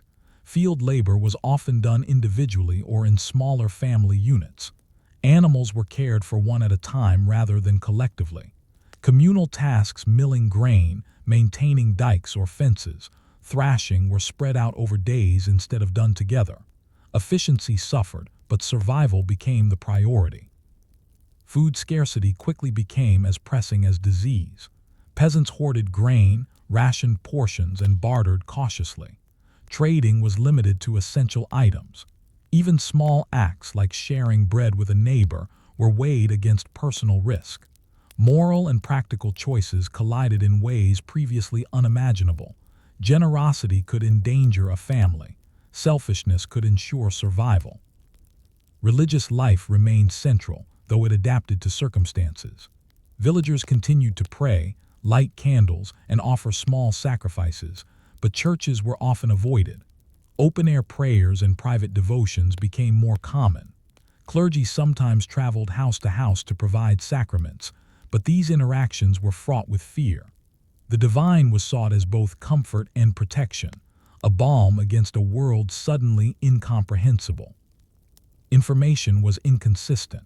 News of plague outbreaks in neighboring towns spread slowly and unreliably. Rumors were as influential as observation. A traveler might report that a nearby village had been decimated, prompting immediate changes in behavior. Conversely, a report that the disease had passed could encourage risky travel. Peasants relied on a mixture of observation, gossip, and local authority to make daily decisions.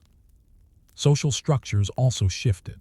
Labor shortages altered power dynamics between peasants and landlords. Those who survived often found themselves in higher demand. Fields left untended required more hands. Wages or rents could be renegotiated. Daily life was suddenly interwoven with opportunity and danger. Survival came not only from careful avoidance of the sick, but also from navigating new social realities. Children became key participants in survival strategies. Older children assumed more responsibilities, fetching water, tending animals, and assisting with household tasks. Learning from experience, they became attentive observers of illness, capable of identifying symptoms and responding to sudden loss. Childhood accelerated into practical adulthood. Peasants also developed habits intended to minimize risk, sometimes based on observation, sometimes on folklore. Windows and doors were kept open for fresh air. Herbs were burned to purify spaces. Animals were moved away from human dwellings. Some families fled entirely to less populated areas, abandoning fields and homes, hoping isolation would protect them. Fear was constant, but it was tempered by pragmatism. Villagers calculated exposure, rationed resources, and adapted routines. Grief was personal and immediate, but life demanded attention. Communities that maintained cohesion and practical vigilance fared better than those fractured by panic or distrust. As weeks turned into months, a pattern emerged. Survival depended not on heroism or luck alone, but on daily, repetitive choices. Avoiding the sick, spacing labor, rationing food, and observing rituals small, ordinary actions became critical strategies. Life was a continuous calculation, and every decision mattered. And yet, amid all this adaptation, a quiet question lingered in the minds of those who survived. When ordinary life returns, will the habits, fears, and strategies forged in desperation simply vanish, or will they reshape the very rhythm of peasant existence for generations to come? As the plague persisted, peasants became increasingly deliberate in their responses, blending survival instincts with communal negotiation. Daily life was no longer just about labor or ritual, it was a constant management of risk. How far to travel, whom to trust, when to work collectively, and when to retreat became ongoing calculations embedded in routine. Villages developed informal rules that structured behavior without written law. Travelers were often restricted to the village outskirts, with food and supplies left at a distance. Certain households were designated to care for the sick, though often with minimal guidance or resources. Those who survived became de facto leaders, their decisions shaping the collective rhythm of survival. Labor adaptation was crucial. Fields were subdivided, with families tending their own plots instead of working communally. This reduced exposure while ensuring that crops were harvested. Mills, often central to a community's economy, were operated by rotating small groups instead of full teams. Work itself became fragmented, spread over longer periods, and carefully scheduled to minimize contact. Resource management evolved in response to scarcity. Peasants hoarded grain and stored it more carefully. Bartering became more selective, limited to essential transactions. Sharing with neighbors was weighed against the risk of infection. Practical judgment often overrode tradition, creating a culture of cautious generosity. Survival required both prudence and cooperation, a delicate balance that tested social bonds. Children and adolescents assumed greater responsibility during these years. Older children worked alongside adults, managing livestock and household chores. Their observational skills became critical. Noticing early signs of illness could save entire families. Education in survival was learned through practice rather than formal instruction, and the lessons were indelible. Religious practices adapted as well. Churches, though central to community life, were often avoided to reduce exposure. Outdoor prayers, individual devotions, and small household rituals became common. Clergy who visited the sick risked contagion but were crucial for maintaining faith and morale. Religion became not only spiritual guidance, but also a framework for coping with uncertainty and loss. Community cohesion was a vital survival tool. Villages that maintained coordination, sharing information about outbreaks, enforcing informal quarantine measures, and distributing labor effectively fared better than those fractured by fear or mistrust. Social cohesion became a practical asset as much as a moral one. Cooperation, even when imperfect, increased chances of survival. Peasants also relied on observation and empirical knowledge. Certain behaviors, ventilation of homes, separation of the sick, avoidance of crowded gatherings, were adopted as effective strategies, even without scientific understanding. These practical measures spread within and between communities, creating informal public health networks. Despite careful adaptation, uncertainty remained constant. Outbreaks could appear suddenly, and survival was never guaranteed. Decisions were made with incomplete information, guided by experience, rumor, and cautious experimentation. Every action leaving the house, tending a field, interacting with a neighbor was imbued with risk assessment. Yet amid fear and loss, resilience was evident. Families and villages continued to plant, harvest, and maintain their livelihoods. Children grew and learned. Communities reorganized themselves. Ordinary life, though slower and more deliberate, endured.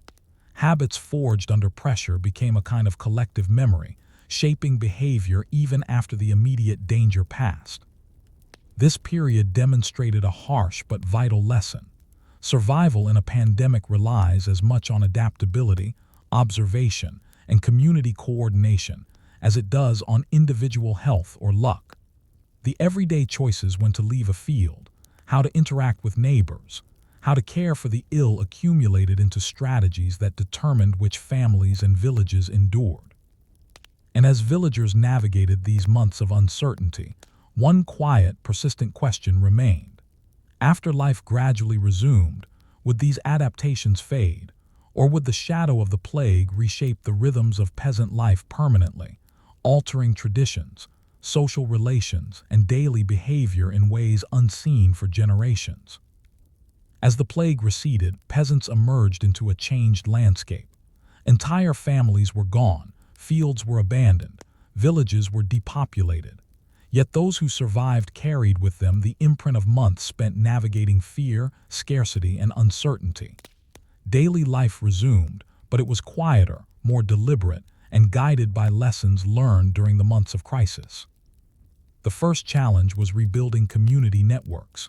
Families who lost neighbors and kin had to reorganize labor and care. Fields previously tended by multiple households were reassigned, sometimes consolidated by surviving families. Livestock that remained required attention, and shared resources had to be managed more consciously. The rhythm of life was slower, but deliberate, and survival strategies became deeply embedded in daily habits. Trade and barter within and between villages also adapted. Surviving peasants were cautious about whom they trusted. Markets were approached with care, often selectively, and travel was measured against perceived risk. Bartering became more than an economic transaction, it was a careful negotiation, balancing necessity against safety. Communities that maintained cohesion and careful resource management recovered more quickly than those fractured by fear or selfishness. Children, now older and more experienced, became essential participants in reconstruction. Their survival skills, observational habits, and understanding of illness became part of the collective memory of the community. Lessons learned during the plague were passed down, not through formal instruction, but through practice, story, and example. The new generation carried both fear and wisdom forward. Religious practices resumed more fully, but the experience of crisis left lasting marks. Villagers incorporated caution into devotion, gathering in smaller numbers, spacing themselves during prayer, and taking measures to protect the sick. Faith remained central, but it was now informed by experience as much as tradition. The divine and the practical coexisted in daily routines. Economically, surviving peasants sometimes found opportunities in scarcity.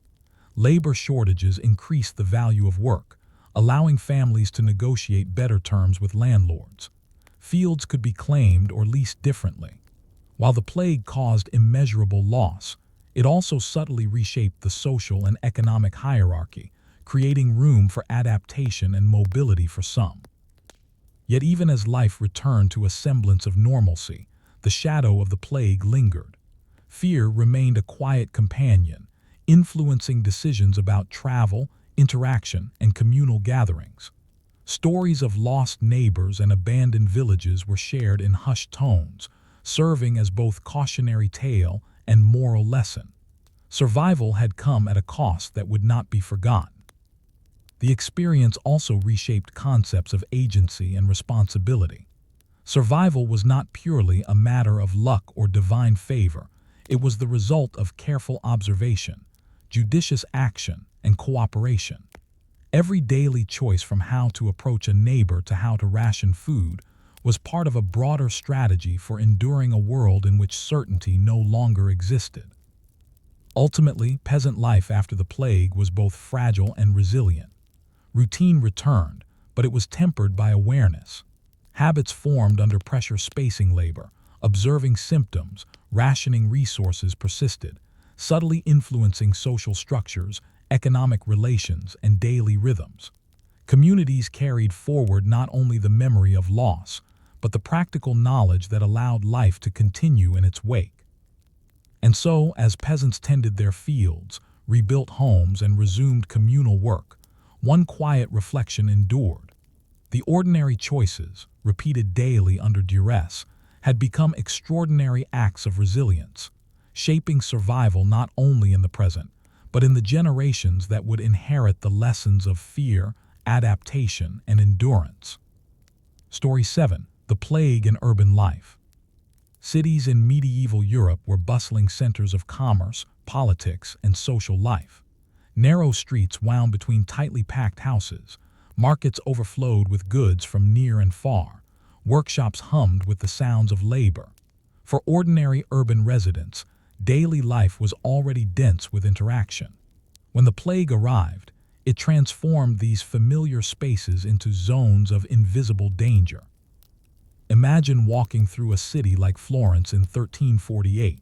Merchants hawk cloth and spices, bakers display bread, children run along streets, darting between carts and pedestrians. Everything seems normal, but in reality, every interaction carries risk. A cough from across the street, a shared basket, a coin passed hand to hand, all could transmit the disease. The urban environment, vibrant and necessary, had become perilous. Housing conditions amplified vulnerability. Many urban dwellings were small, with multiple families crammed into a single structure. Kitchens, living spaces, and sleeping areas were shared. Sanitation was minimal. Waste was often discarded into streets or rivers. Water sources were contaminated, and ventilation was poor. Disease moved easily through such conditions. Isolation within the household was nearly impossible, leaving families exposed once one member fell ill. Markets and trade hubs, essential to city life, became both lifelines and vectors. Merchants arrived from distant regions, carrying goods and sometimes disease. Citizens, relying on fresh bread, vegetables, and meat, were forced to engage with strangers, negotiate transactions, and transport goods, often touching the same surfaces or utensils. Urban survival required a constant balancing of necessity and fear. Authorities attempted interventions, though with uneven success. Some cities closed gates, restricted entry, or quarantined travelers. Others ordered streets cleaned, waste removed, or infected households isolated. Enforcement varied, depending on resources, local governance, and compliance. Many interventions were imperfect, reflecting both limited understanding and practical constraints. Daily routines shifted subtly but persistently. Crowds thinned in the streets, but markets continued. Craft workshops staggered work hours. Families adjusted chores and social visits. These adaptations were small, sometimes barely noticeable, yet collectively they represented attempts to mitigate risk while maintaining urban function. Fear, however, was pervasive. Every cough, every unexplained death reinforced the sense of fragility. Rumors spread rapidly. Accusations of poisoning, tales of supernatural punishment, stories of sudden illness in distant neighborhoods. Anxiety became a constant companion, shaping behavior as much as practical measures. Hospitals and charitable institutions, often affiliated with religious orders, became critical. They offered care for the sick, though resources were scarce and staff risked their own lives. Urban populations relied on these facilities, yet capacity was limited. Many people were forced to tend to the sick at home, improvising isolation spaces and protective practices where possible. Death became highly visible. Bodies lined streets or were carried in carts to mass graves outside city walls.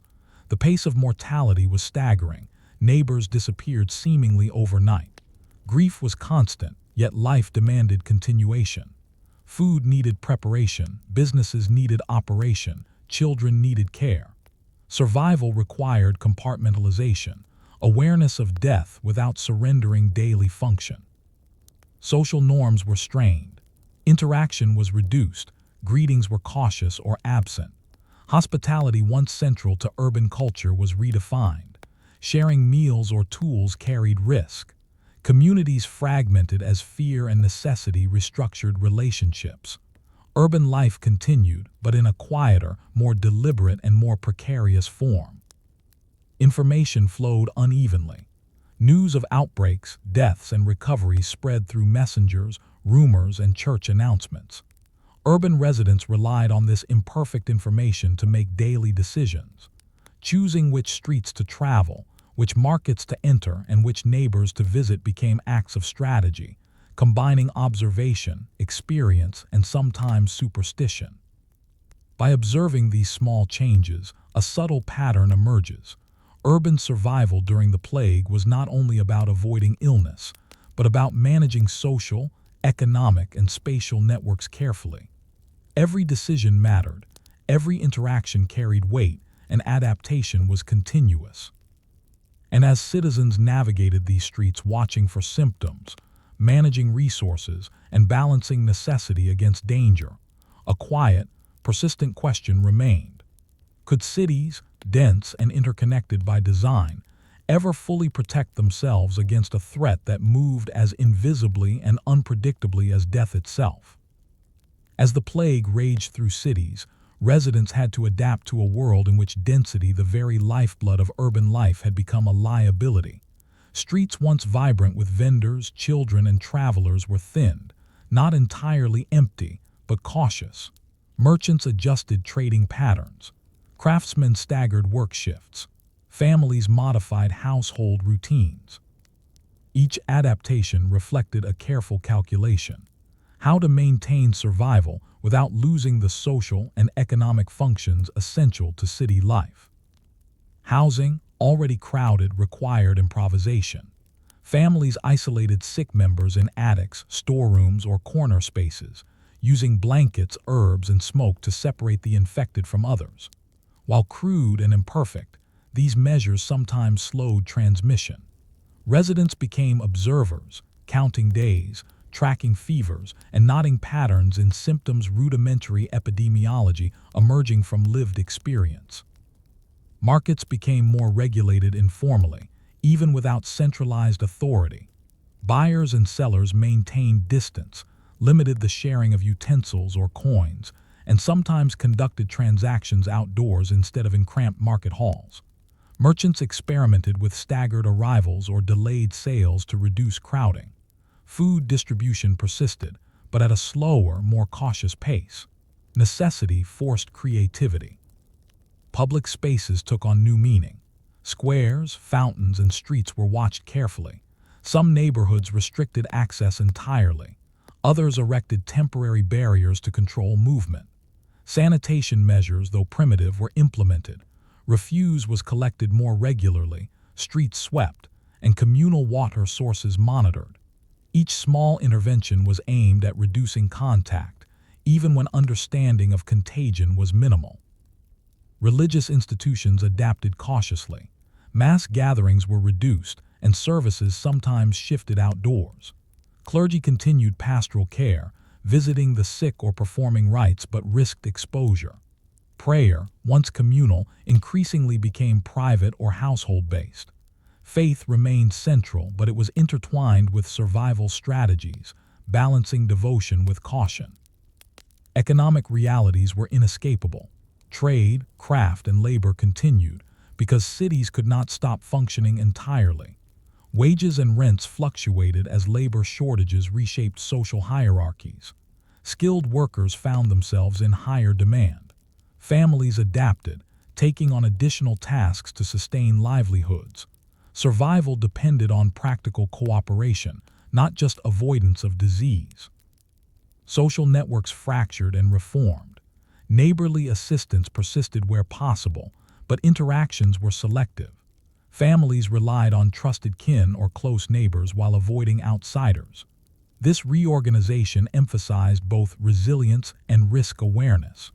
Trust became as essential a resource as food or water, shaping how communities navigated the crisis. Children and adolescents participated actively in adaptation. They observed symptoms, carried messages, assisted in care, and took on labor to compensate for missing adults. Youth became embedded in the survival strategy of the city, learning observational skills, hygiene practices, and practical risk management through experience rather than instruction. Psychological strain was pervasive. The speed of illness and death made mortality a constant presence, yet daily life demanded attention. People compartmentalized grief to perform essential tasks, blending endurance with mourning. Urban resilience was as much psychological as practical. Those who could maintain function amid fear and loss had higher chances of surviving themselves. Interestingly, informal communication networks developed. Residents shared observations of which streets were safer, which markets were less crowded, or which families were quarantined. This grassroots information flow functioned as a survival tool, shaping movement and behavior. Collective awareness, even when partial or imperfect, became essential in dense urban spaces. Ultimately, adaptation in urban centers relied on continuous small decisions, avoiding crowds, spacing labor, adjusting trade, maintaining hygiene, and observing the sick. Survival was not guaranteed, but the capacity to act deliberately, respond to risk, and reorganize daily life determined which neighborhoods endured and which were decimated. And yet, even as the city adapted, an unresolved question remained. In spaces built for connection, commerce, and congregation, could life ever fully return to its former density and vitality, or would fear and memory reshape urban living permanently? As the plague waned, cities faced the dual challenge of mourning and reconstruction. Streets and squares gradually filled again, yet the rhythm of urban life had changed. Familiar markets, workshops, and public spaces reawakened, but they carried the memory of absence and vulnerability. Every interaction touching coins, passing baskets, entering shops was tempered by caution learned during months of mortality. Households adjusted permanently. Families reorganized living spaces to allow for better airflow and separation. Kitchens and sleeping quarters were cleaned more rigorously, and shared water sources received closer attention. Even modest measures once imposed by necessity became habitual. Practical experience had reshaped domestic routines, embedding vigilance into everyday life. Trade slowly resumed, yet patterns had shifted. Merchants and artisans adjusted routes, staggered schedules, and sometimes formed cooperative networks to reduce crowding in marketplaces. Fear of infection lingered, influencing both buying behavior and social interaction. Economic life, while returning, was no longer purely transactional. It was also strategic. Social hierarchies subtly realigned.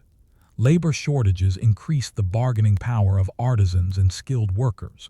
Families that survived the plague often found their roles in local economies elevated. Communities had to negotiate relationships anew, balancing survival, opportunity, and trust. The city became a more cautious ecosystem, where decisions about proximity, work, and resource exchange carried immediate consequence.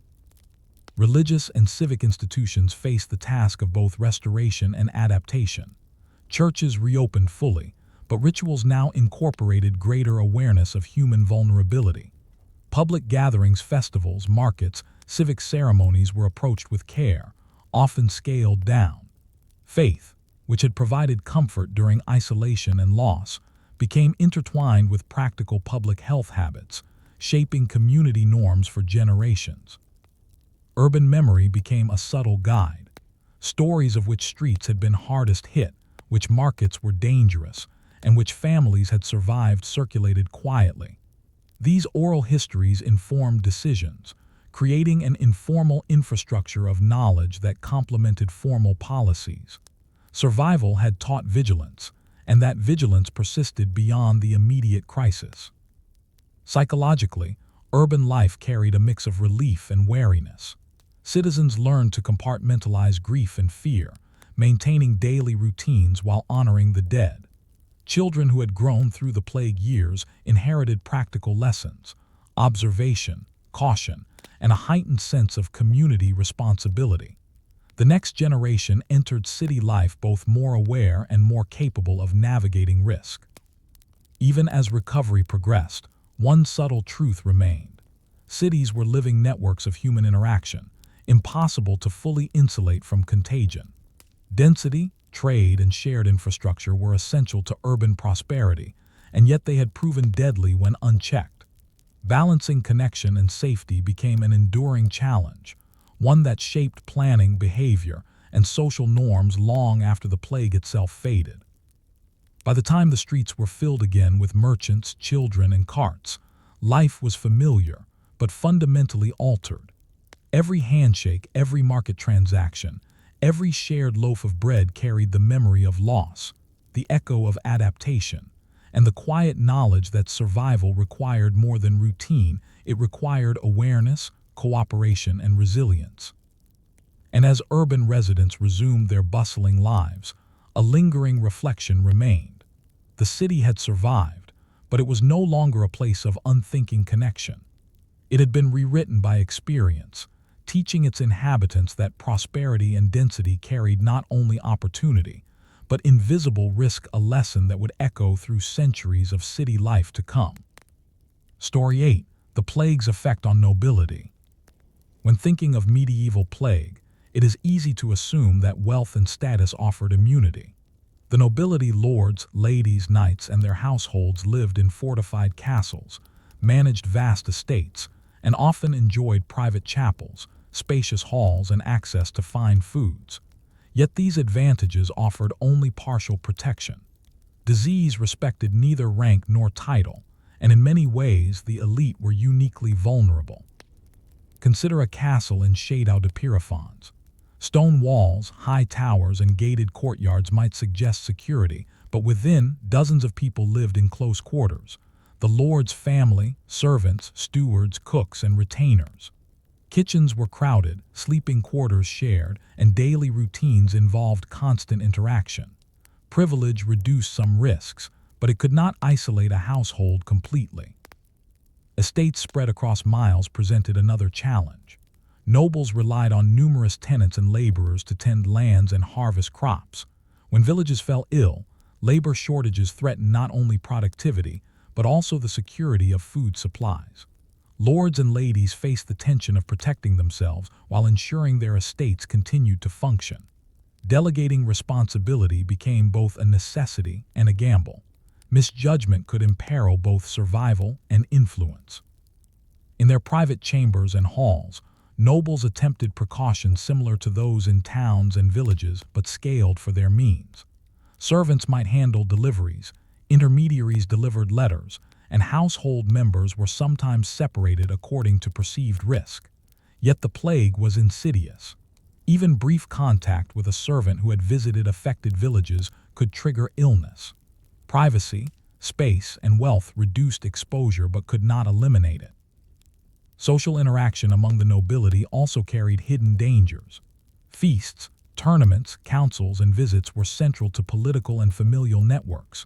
Close contact, handshakes, shared cups, and crowded gatherings made transmission likely.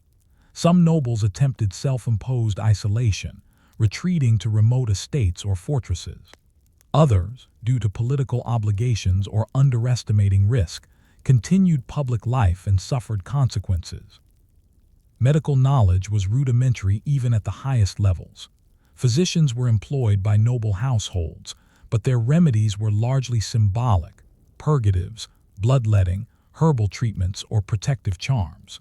Even with the best care money could buy, mortality remained high. Nobles experienced the same fear and grief as their tenants, often compounded by the pressure to maintain authority and stability. The death of a noble had far-reaching consequences. Inheritance disputes arose, sometimes escalating into local conflicts. Titles and lands could shift abruptly, destabilizing regions. When entire families succumbed, estates were left vulnerable to mismanagement or absorption by more fortunate neighbors. Political power and wealth were suddenly impermanent, contingent on survival as much as birthright. Isolation within noble households was also complicated by hierarchy. Servants were required to continue work, maintain kitchens, and tend to the sick. Some accepted the risk willingly, others resisted or fled. Balancing protection for the family with fair treatment, or at least minimal cruelty, was a delicate ethical and practical problem. Household cohesion could be strained to breaking point. Daily life within a castle became cautious and measured. Meals were eaten in smaller groups. Visits from other nobles were limited. Servants who were ill were confined or dismissed. Yet even these measures were imperfect. The very interdependence that made a castle functional cooks, stable hands, guards also made it susceptible to invisible threats. Despite these challenges, survival sometimes reinforced power. Noble families who maintained their households intact could exploit weakened neighbors, consolidate estates, and expand influence. Social and political landscapes shifted rapidly, with the plague acting as a force of both destruction and opportunity. Even amid privilege, one subtle truth became evident.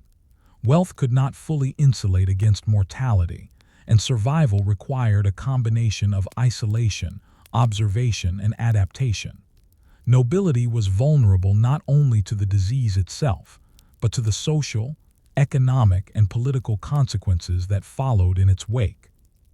And so, as lords and ladies navigated this precarious reality, balancing political obligations, estate management, and the daily threat of illness, a quiet, persistent question emerged. When death disregards rank, how do the powerful preserve both life and legacy in a world where even castles cannot guarantee safety? As the plague ravaged Europe, noble households faced pressures that went far beyond personal health. Their survival depended not only on avoiding disease, but also on maintaining control over estates, tenants, and political obligations. Every decision how to allocate labor, whether to travel, or whom to entrust with authority carried both immediate and long-term consequences. One of the greatest challenges was labor management. Peasants and serfs, the backbone of estate productivity, were highly susceptible to the plague. Villages might lose significant portions of their populations in weeks, leaving fields untended, livestock unattended, and harvests incomplete. Nobles needed to ensure that essential work continued while protecting themselves and their families. Delegating tasks became a constant balancing act, often relying on trusted stewards or family members to oversee daily operations. Some estates implemented rudimentary isolation strategies. Certain workers were assigned only to essential tasks, while others were restricted from contact with the household. Temporary shelters were created for laborers who fell ill, and supply chains were reorganized to minimize exposure. Yet these measures were fragile. The interdependence of estate life meant that one sick worker could disrupt the functioning of an entire manor, demonstrating how vulnerability traveled through networks rather than individuals. Political obligations presented additional complications. Nobles were expected to attend courts, councils, and regional gatherings. Some withdrew to remote castles, hopping to avoid exposure. Others risked travel to maintain influence, negotiate marriages, or oversee disputes. These choices were perilous. Absence could diminish authority, while attendance could bring disease directly into the household. Every decision reflected a negotiation between power and survival. Financial pressures compounded the threat. With peasants lost to illness, income from rents and labor dues declined sharply. Nobles sometimes faced estate insolvency, forcing creative strategies, leasing lands differently, consolidating holdings, or negotiating reduced obligations from remaining tenants. Wealth, usually a buffer against adversity, became contingent on both survival and adaptability. Household management took on new significance. Servants, cooks, guards, and attendants were essential to maintaining the daily function of the castle, yet they were also potential vectors of disease. Nobles monitored their interactions carefully, isolating sick individuals, adjusting routines, and sometimes hearing temporary replacements from unaffected areas. Daily life became structured not only by tradition, but by risk assessment, as every movement carried potential consequences. Social networks among the nobility were similarly strained. Marriages, alliances, and political negotiations were delayed or rearranged. Travel restrictions limited the exchange of news, goods, and influence. Nobles had to navigate both personal safety and the preservation of power. Decisions that once seemed minor, whether to attend a feast, send a messenger, or visit a relative, now had strategic and survival implications. Psychological pressures were equally profound. Nobles experienced fear alongside responsibility. The death of a family member, the sudden loss of a neighbor, or the collapse of a village under their jurisdiction was a constant reminder of mortality. Yet outward composure was essential. Showing fear or disorder risked undermining authority, both within the household and across their territories. Despite devastation, some families adapted successfully. By maintaining control over estates, delegating wisely, and combining caution with pragmatic action, they could preserve life, influence, and wealth. In some regions, these households emerged from the plague stronger relative to neighbors whose leadership faltered. Survival reinforced social hierarchies even as mortality threatened them, demonstrating how adaptation and resilience were as vital to power as birthright. Yet one underlying tension remained unresolved. Even with careful management, isolation, and adaptation, mortality could not be fully contained. Wealth and status offered tools but no guarantee. Nobles learned that survival was fragile, contingent not just on fortification or privilege, but on observation, decision-making, and the management of both human and environmental networks. As lords and ladies navigated these months of uncertainty, balancing estates, alliances, and personal safety, they confronted a quiet, lingering question. In a world where death could disregard rank, what combination of strategy, vigilance, and adaptation was necessary to preserve not only life, but legacy itself? As the plague finally receded, the landscape of nobility had shifted dramatically.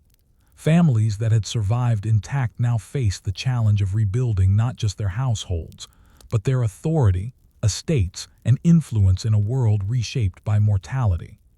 Life returned to a semblance of normalcy, but it was a new normal marked by caution, strategic adaptation, and the memory of loss. One of the most visible effects was demographic. Entire branches of noble families had been extinguished, leaving inheritances uncertain and titles contested. Estates were consolidated, sometimes across regions, as surviving relatives absorbed lands and responsibilities. Power, once predictable through birthright, now depended on survival, prudent management, and the ability to adapt to sudden vacancies. In this way, the plague redistributed influence in ways that extended far beyond immediate mortality. Household management retained many adaptations from the crisis.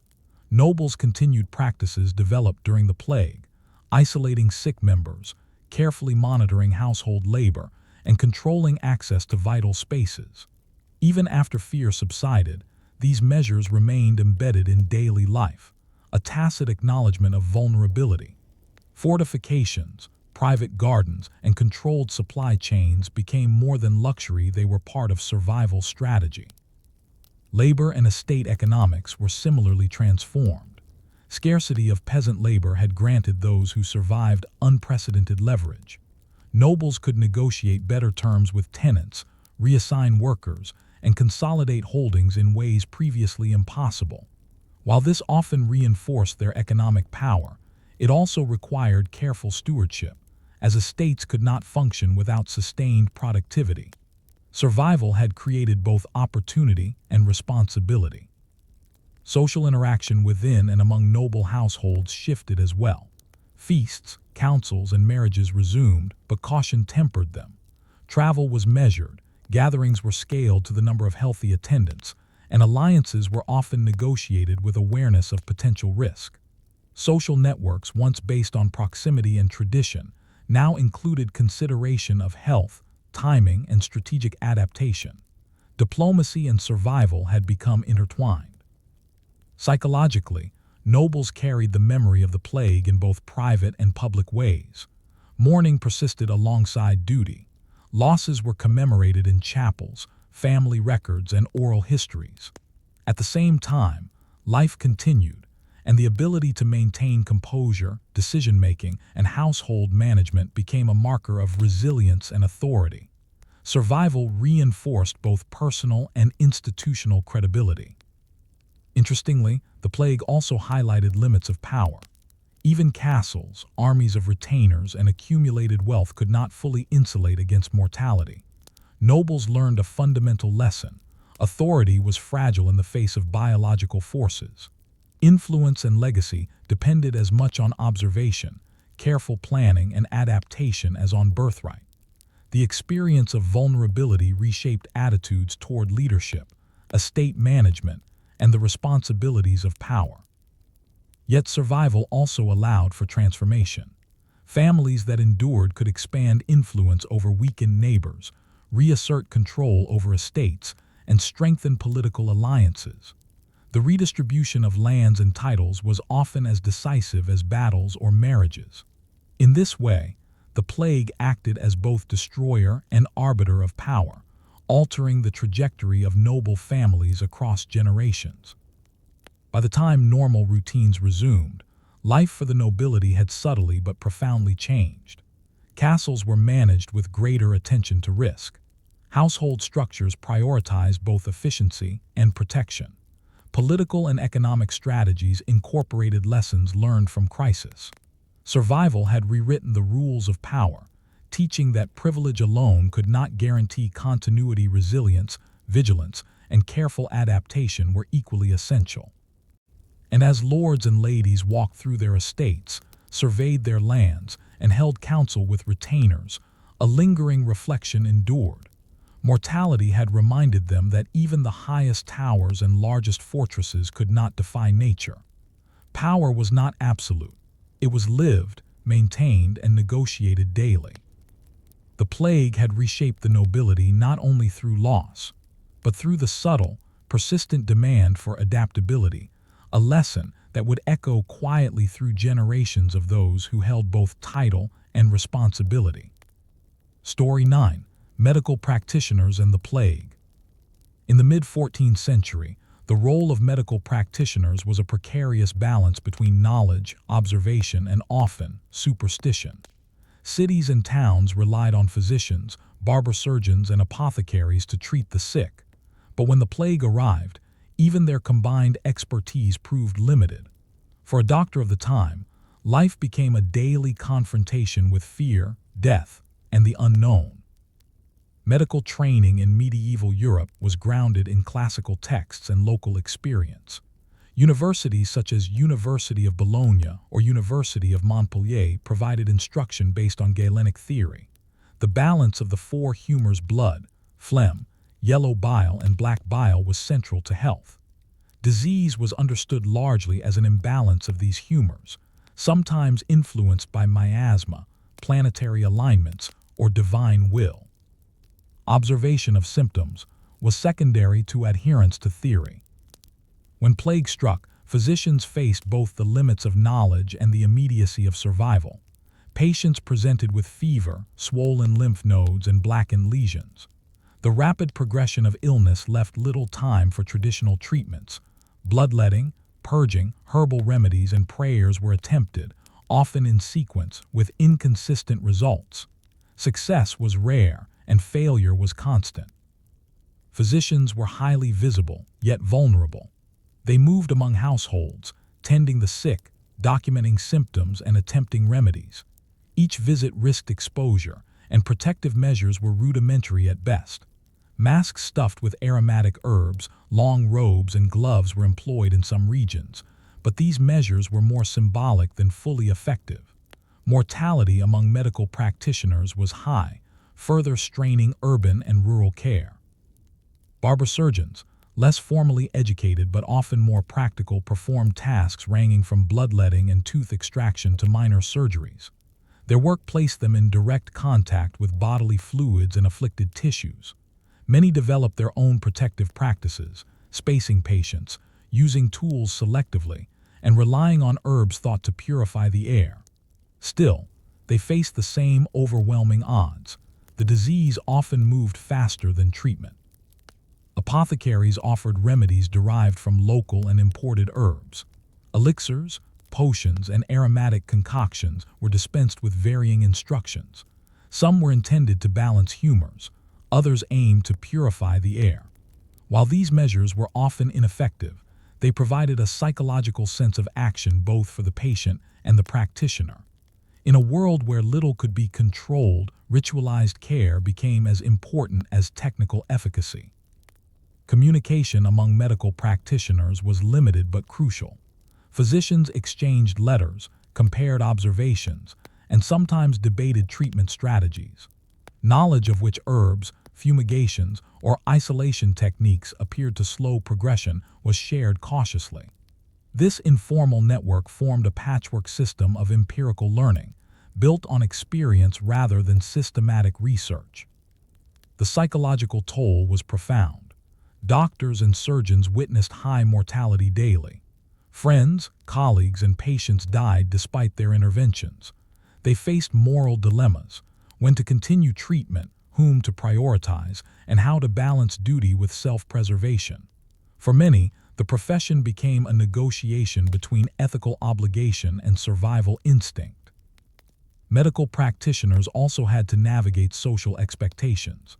Families demanded care, sometimes offering payment, favors, or threats to secure attention. Nobles expected their personal physicians to provide remedies, regardless of risk. Urban authorities occasionally required documentation or monitoring of outbreaks. Every interaction combined medical practice with negotiation, diplomacy, and observation. Yet amid the despair, small successes occurred. Some patients survived long enough for practical remedies, rest, supportive care, clean air to take effect. Practitioners refined strategies, isolating the sick, emphasizing hygiene, and providing comfort when cures were impossible. These incremental adaptations, often based on trial and error, laid the groundwork for later understanding of contagion and public health practices. Ultimately, the plague exposed the limitations of medieval medicine and the resilience of those who practiced it. Knowledge was incomplete, tools were insufficient, and outcomes were often tragic. Yet doctors, surgeons, and apothecaries persevered, navigating fear, scarcity, and mortality to provide care in a society overwhelmed by disease. And so, as medical practitioners moved from house to house, observing symptoms, dispensing remedies, and recording patterns, one quiet question lingered. How would their limited successes, failures, and adaptations influence the understanding of disease for generations to come? As the plague progressed, medical practitioners were forced to innovate, combining traditional knowledge with practical observation. While Galenic theory and miasma explanations dominated formal instruction, the sheer scale and speed of mortality required adjustments that were pragmatic rather than purely theoretical. Physicians began to observe patterns among patients. They noted that households with fewer visitors or better ventilation seemed less affected. Clerics, who often cared for the sick, were sometimes spared temporarily when working in isolation. Some cities experimented with rudimentary quarantine measures. Infected homes were marked, travelers were isolated, and entire districts could be cordoned off. Medical practitioners documented these practices, sometimes in private notes or letters to colleagues, recognizing that environmental factors influenced outcomes even if the cause of the disease remained unknown. Barber surgeons, often more hands-on, developed practical strategies to limit exposure. They spaced patients, avoided contact with contaminated tools whenever possible, and sometimes employed aromatic herbs as a symbolic barrier. While these measures had limited biological effect, they represented an evolving awareness of contagion. Observation and experience increasingly guided action, supplementing established medical doctrine. Apothecaries refined remedies based on trial and error. Mixtures of herbs, oils, and aromatic resins were prepared with care. Some practitioners recommended poultices applied to swollen lymph nodes. Others prescribed herbal teas to ease fever and pain. Though largely ineffective against Yersinia pestis, these remedies provided a form of comfort for the sick, offering reassurance that attention and care could coexist with the inevitability of mortality. Medical practitioners also adapted their social behavior. Physicians often minimized personal contact with patients, delegating direct care when possible to apprentices or household attendants.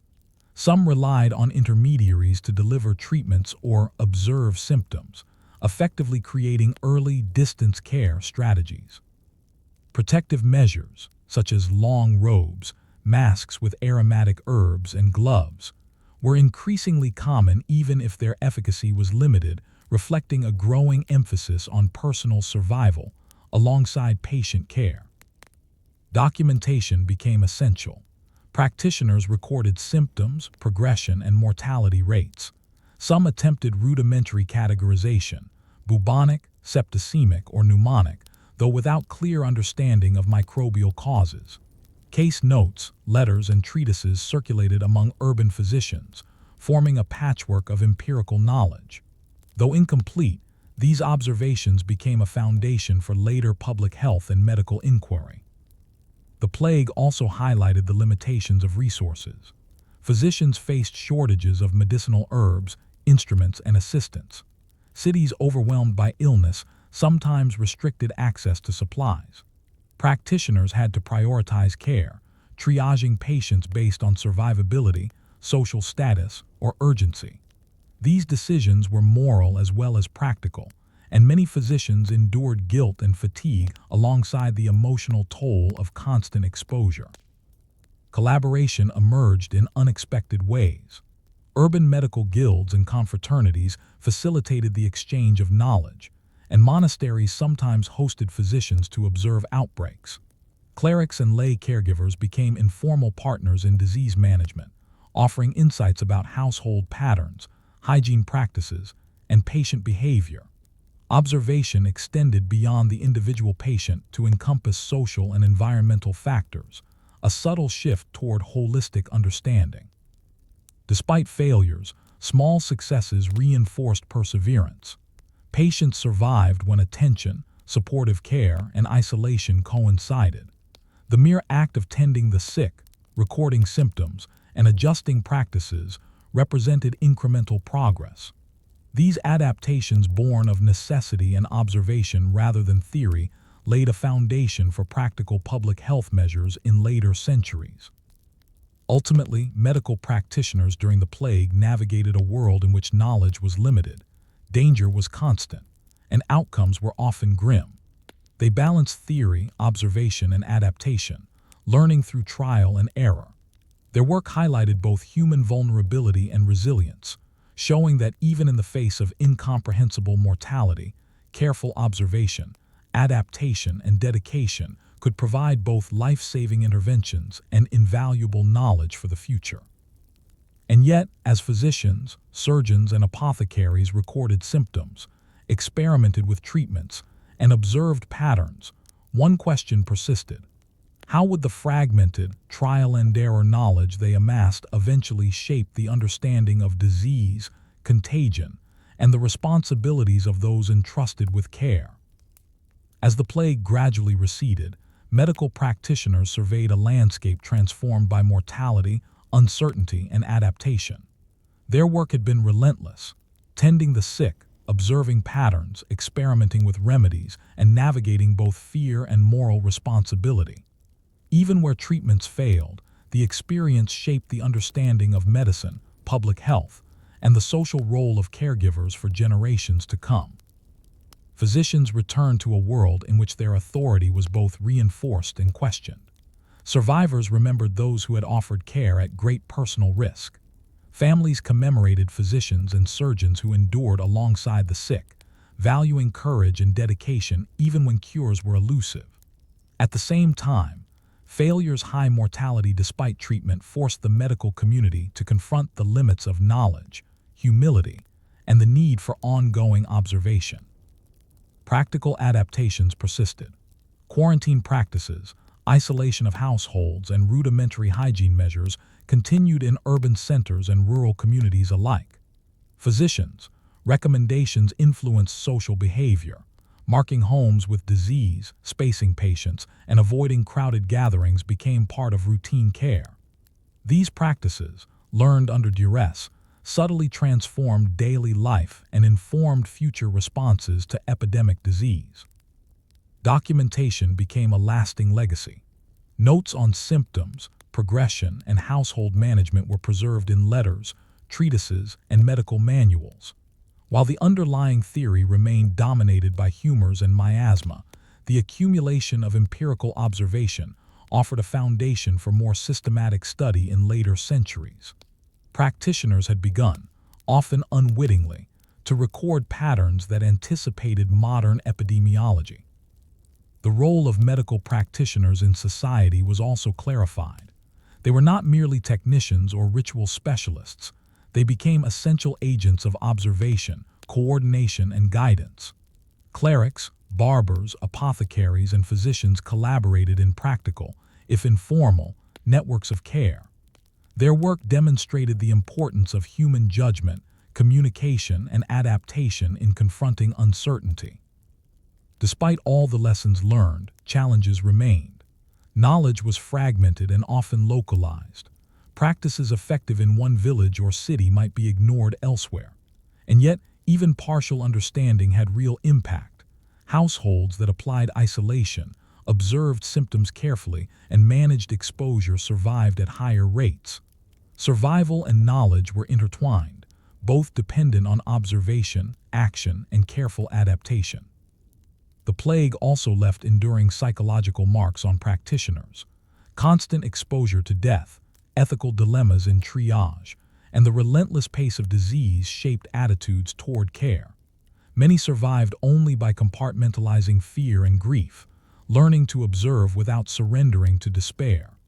This resilience, quiet, incremental, and often unrecognized, became a defining feature of the medical response to catastrophe. By the time life returned to a semblance of normalcy, medical practice had subtly shifted. Observation, documentation, practical adaptation, and collaborative networks had proven as critical as formal theory. Physicians and caregivers had developed skills in risk assessment, management of resources, and communication with patient skills that would echo into future epidemics. The profession had survived, not only by technical knowledge, but by human ingenuity and perseverance. And so, as doctors, surgeons, and apothecaries reflected on the months of relentless challenge, one quiet, enduring thought emerged. Medicine is not only about curing disease, it is about understanding, adapting, and guiding human behavior in the face of forces too large for any single mind or remedy to control. The plague had been a trial, but it had also imparted lessons in observation, resilience, and the delicate balance between knowledge and humility, lessons that would quietly shape the future of care for centuries. Story 10. Religious interpretations of the plague. For medieval Europeans, religion was woven into every aspect of daily life. When the plague struck, it was interpreted through the lens of faith, moral order, and divine will. Catastrophe was not just a medical problem. It was a spiritual crisis, a test of piety, and for some, a judgment from God. Understanding the religious response requires stepping into a world where the sacred and the mundane were inseparable. Churches, monasteries, and chapels became both sanctuaries and centers of information. Clergy were among the first to witness the unfolding devastation, visiting the sick, providing last rites, and recording mortality. Their accounts, sometimes detailed, sometimes moralizing, offered both spiritual guidance and practical observation. Faith offered solace to some, fear to others, and moral explanations for everyone. Preachers frequently framed the plague as divine punishment. Sermons warned that sin, greed, and moral corruption had incurred God's wrath. Communities were urged to repentance, prayer, and charitable acts. Public processions, fasting, and penance became common, reflecting a belief that spiritual devotion could protect against physical disease. These rituals provided both communal solidarity and a psychological framework to make sense of incomprehensible loss. Yet interpretation was far from uniform. Some viewed the plague as a test of faith, others as an apocalyptic warning, and still others as a natural misfortune. Differences often aligned with local clergy, theological training, and social context.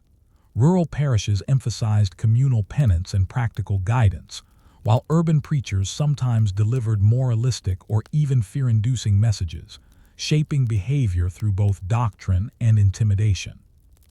Religious groups offered practical support alongside spiritual counsel. Monastic hospitals, for example, cared for the sick, providing food, bedding, and rudimentary treatment. Clerics often worked closely with families, observing symptoms and coordinating care. Prayer and ritual were inseparable from these activities. Attending to the sick was itself a sacred duty. Spiritual guidance and practical action intertwined, creating a comprehensive, if imperfect, response to the crisis. Some communities turned to extreme measures. Flagellant movements in which groups whipped themselves in public penance emerged in many regions. These processions were intended to appease divine wrath, but they also carried risk. Large gatherings facilitated contagion. Clerical authorities sometimes condemned such acts, fearing both disorder and disease spread. Yet for participants, the rituals offered a tangible way to exert control over the incomprehensible. At the household level, religious practice adapted to circumstance. With churches closed or feared as contagion sites, families prayed privately, displayed sacred icons, and conducted small rituals within homes. Protective charms, blessings, and incantations were used alongside practical hygiene measures. Faith, once public and communal, increasingly became personal and immediate, reflecting both devotion and the need for survival. Religious interpretation also influenced social behavior. Charity and almsgiving were encouraged, sometimes out of genuine concern, sometimes to secure divine favor. Fear of divine punishment motivated both ethical and self-preserving actions. Moral reasoning guided responses to neighbors, strangers, and the sick, blending spiritual conviction with practical risk assessment. Despite all efforts, religious explanations could not prevent death. Clergy themselves fell victim, as did monastic communities and bishops. The plague highlighted the limits of spiritual intervention while reinforcing its centrality to human experience. Faith remained vital, even when it offered no tangible protection, shaping perception, behavior, and emotional resilience. And so, amid processions, sermons, prayers, and private devotion, a question lingered. When survival depended as much on practical decisions as divine favor, how would faith endure, adapt, or transform in a world suddenly made unpredictable and mortal? As the plague spread, religious life transformed in both subtle and dramatic ways. Rituals, prayers, and moral codes once routine became tools for coping, asserting control, and interpreting the chaos of mortality. Faith communities confronted a unique challenge, balancing spiritual guidance with practical survival amid unprecedented loss. Monasteries and parish churches served as centers of both care and interpretation. Clergy and monastic staff tended the sick, administered last rites, and coordinated burials. In many cases, they were the first observers of patterns of illness and mortality. While their explanations were theological, the practices they developed isolating the sick, marking infected homes, organizing food and water had pragmatic effects. Spiritual devotion and public health measures became intertwined, even if the reasoning was religious rather than scientific. Public ritual intensified. Flagellant movements continued across regions, drawing large crowds in dramatic displays of penitence. Participants believed physical suffering could atone for communal sin, turning ritual into both spiritual and social action. Yet these gatherings also carried practical risks. Contagion spread more easily through dense crowds, demonstrating the tension between devotion and survival. Church authorities often condemned extreme measures, emphasizing more controlled forms of prayer and penance. Sermons evolved in response to fear and uncertainty. Clergy emphasized moral reflection, warning that sin had tangible consequences in the form of disease. They urged communities to repent, to care for neighbors, and to seek divine protection through prayer. For some parishioners, these messages offered comfort and structure. For others, they intensified anxiety, creating moral pressure alongside practical challenges. Private devotion gained prominence. With fear of congregating in churches, households adapted religious practices to the domestic sphere. Daily prayers, blessings, and readings became central. Sacred objects, relics, crosses, or icons were displayed more prominently, intended to protect families from harm. These acts of personal piety were both spiritual and psychological, helping individuals and households feel some measure of control in an otherwise uncontrollable environment. Almsgiving and charity were reframed under crisis conditions. Supporting the poor or the sick was encouraged not only as a moral obligation, but also as a spiritual safeguard. Families weighed generosity against risk, sending food to neighbors, offering shelter to travelers, or assisting the infirm could carry contagion. Faith intersected with survival, creating moral dilemmas that highlighted the practical consequences of religious teaching. The plague also prompted reflection on human mortality and the fleeting nature of life. Clergy emphasized preparation for death, confession, last rites, and remembrance of the afterlife. Even as communities struggled to survive, spiritual guidance provided a framework for coping with grief, shaping both individual and communal response. Religious interpretation offered meaning where disease had stripped away predictability. Some religious thinkers sought to reconcile the failure of human and divine protection with faith. When prayers did not prevent death, communities turned to ritual as symbolic action, reinforcing moral and social cohesion even in the absence of physical results. Spiritual resilience became as critical as physical survival. The ability to continue observing faith, caring for the sick, and maintaining community life despite loss defined how societies endured. By the time the immediate wave of the plague subsided, religious practices had been both challenged and adapted. Rituals, prayers, and moral frameworks persisted, but they were intertwined with practical strategies for survival. Faith had not prevented death, yet it had shaped behavior, informed communal action, and provided psychological stability. Clergy and laypeople alike emerged with a deeper understanding of the interplay between belief, behavior, and contingency. And yet, even as communities resumed worship and ritual, one unresolved question lingered. How would faith evolve in a world where divine favor could not guarantee protection, and where survival increasingly depended on observation, adaptation, and human agency as much as spiritual devotion?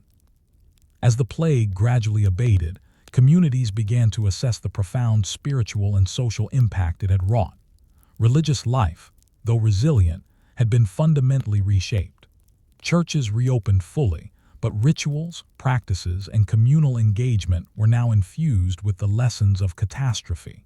Faith had survived the crisis, but it had adapted to a world profoundly marked by mortality and uncertainty. Monasteries and parish churches became repositories of both memory and guidance. Clergy recorded deaths, observed patterns, and documented their own interventions. These records served not only as spiritual chronicles, but also as practical accounts that informed future care. Saints, relics, pilgrimages, and public feasts were sometimes used to commemorate those lost, blending ritual with social cohesion. Religious observance became both a means of honoring the dead and maintaining community resilience. Ritual practices were subtly altered. Large processions and gatherings were conducted with greater caution. Prayer in homes gained legitimacy alongside public worship. Individuals and families integrated personal protective behaviors, limiting exposure, spacing interactions, and observing hygiene into their religious lives, creating a synthesis of spiritual devotion and practical survival. Faith and observation had become complementary rather than opposing forces. The moral lessons of the plague were deeply internalized. Communities emphasized repentance, ethical conduct, and care for neighbors, recognizing that survival often depended on social cohesion and cooperation. Religious instruction reinforced responsibility, not only to God but to fellow humans. Almsgiving, support for the sick, and household vigilance were framed as both spiritual and civic duties, reflecting a nuanced understanding of human interdependence. Religious interpretation also influenced memory. Chroniclers, preachers, and parish records memorialized the plague through both narrative and ritual. These accounts highlighted divine judgment, human resilience, and the ethical lessons of survival. Over time, they shaped collective consciousness, ensuring that faith was intertwined with the lived experience of crisis, not merely abstract doctrine. Stories of saints, intercession, heroic clergy, or households maintaining virtue under duress became part of the cultural memory. Psychologically, the integration of faith and practical action helped communities endure. While prayers could not prevent death, they provided a framework for coping with grief and uncertainty. Households continued rituals as much for structure and reassurance as for spiritual efficacy. Religious belief became a tool for interpreting chaos, a source of comfort, and a guide for socially responsible behavior. Even nobility and urban elites, who had often relied on wealth for protection, found that religious frameworks influenced survival and decision-making. Charitable acts, observance of moral duties, and consultation with clergy shaped interactions with tenants, neighbors, and the broader community. Spiritual interpretation reinforced social cohesion, creating networks of mutual support that had practical as well as moral value. Ultimately, the plague left a lasting imprint on religious life. Faith remained central, but it was no longer passive. It demanded engagement, observation, and adaptation. Rituals and beliefs were reshaped by experience, merging divine guidance with pragmatic strategies for coping and survival. The crisis revealed that religion, like society, could evolve in response to human needs and natural catastrophe. And so, as communities rebuilt, commemorated the dead, and resumed worship, one reflective thought endured. Faith had survived not merely through ritual or prayer, but through its ability to adapt, guide, and sustain human behavior in the face of mortality, a reminder that belief, like resilience, is forged in the tension between fear, understanding, and action.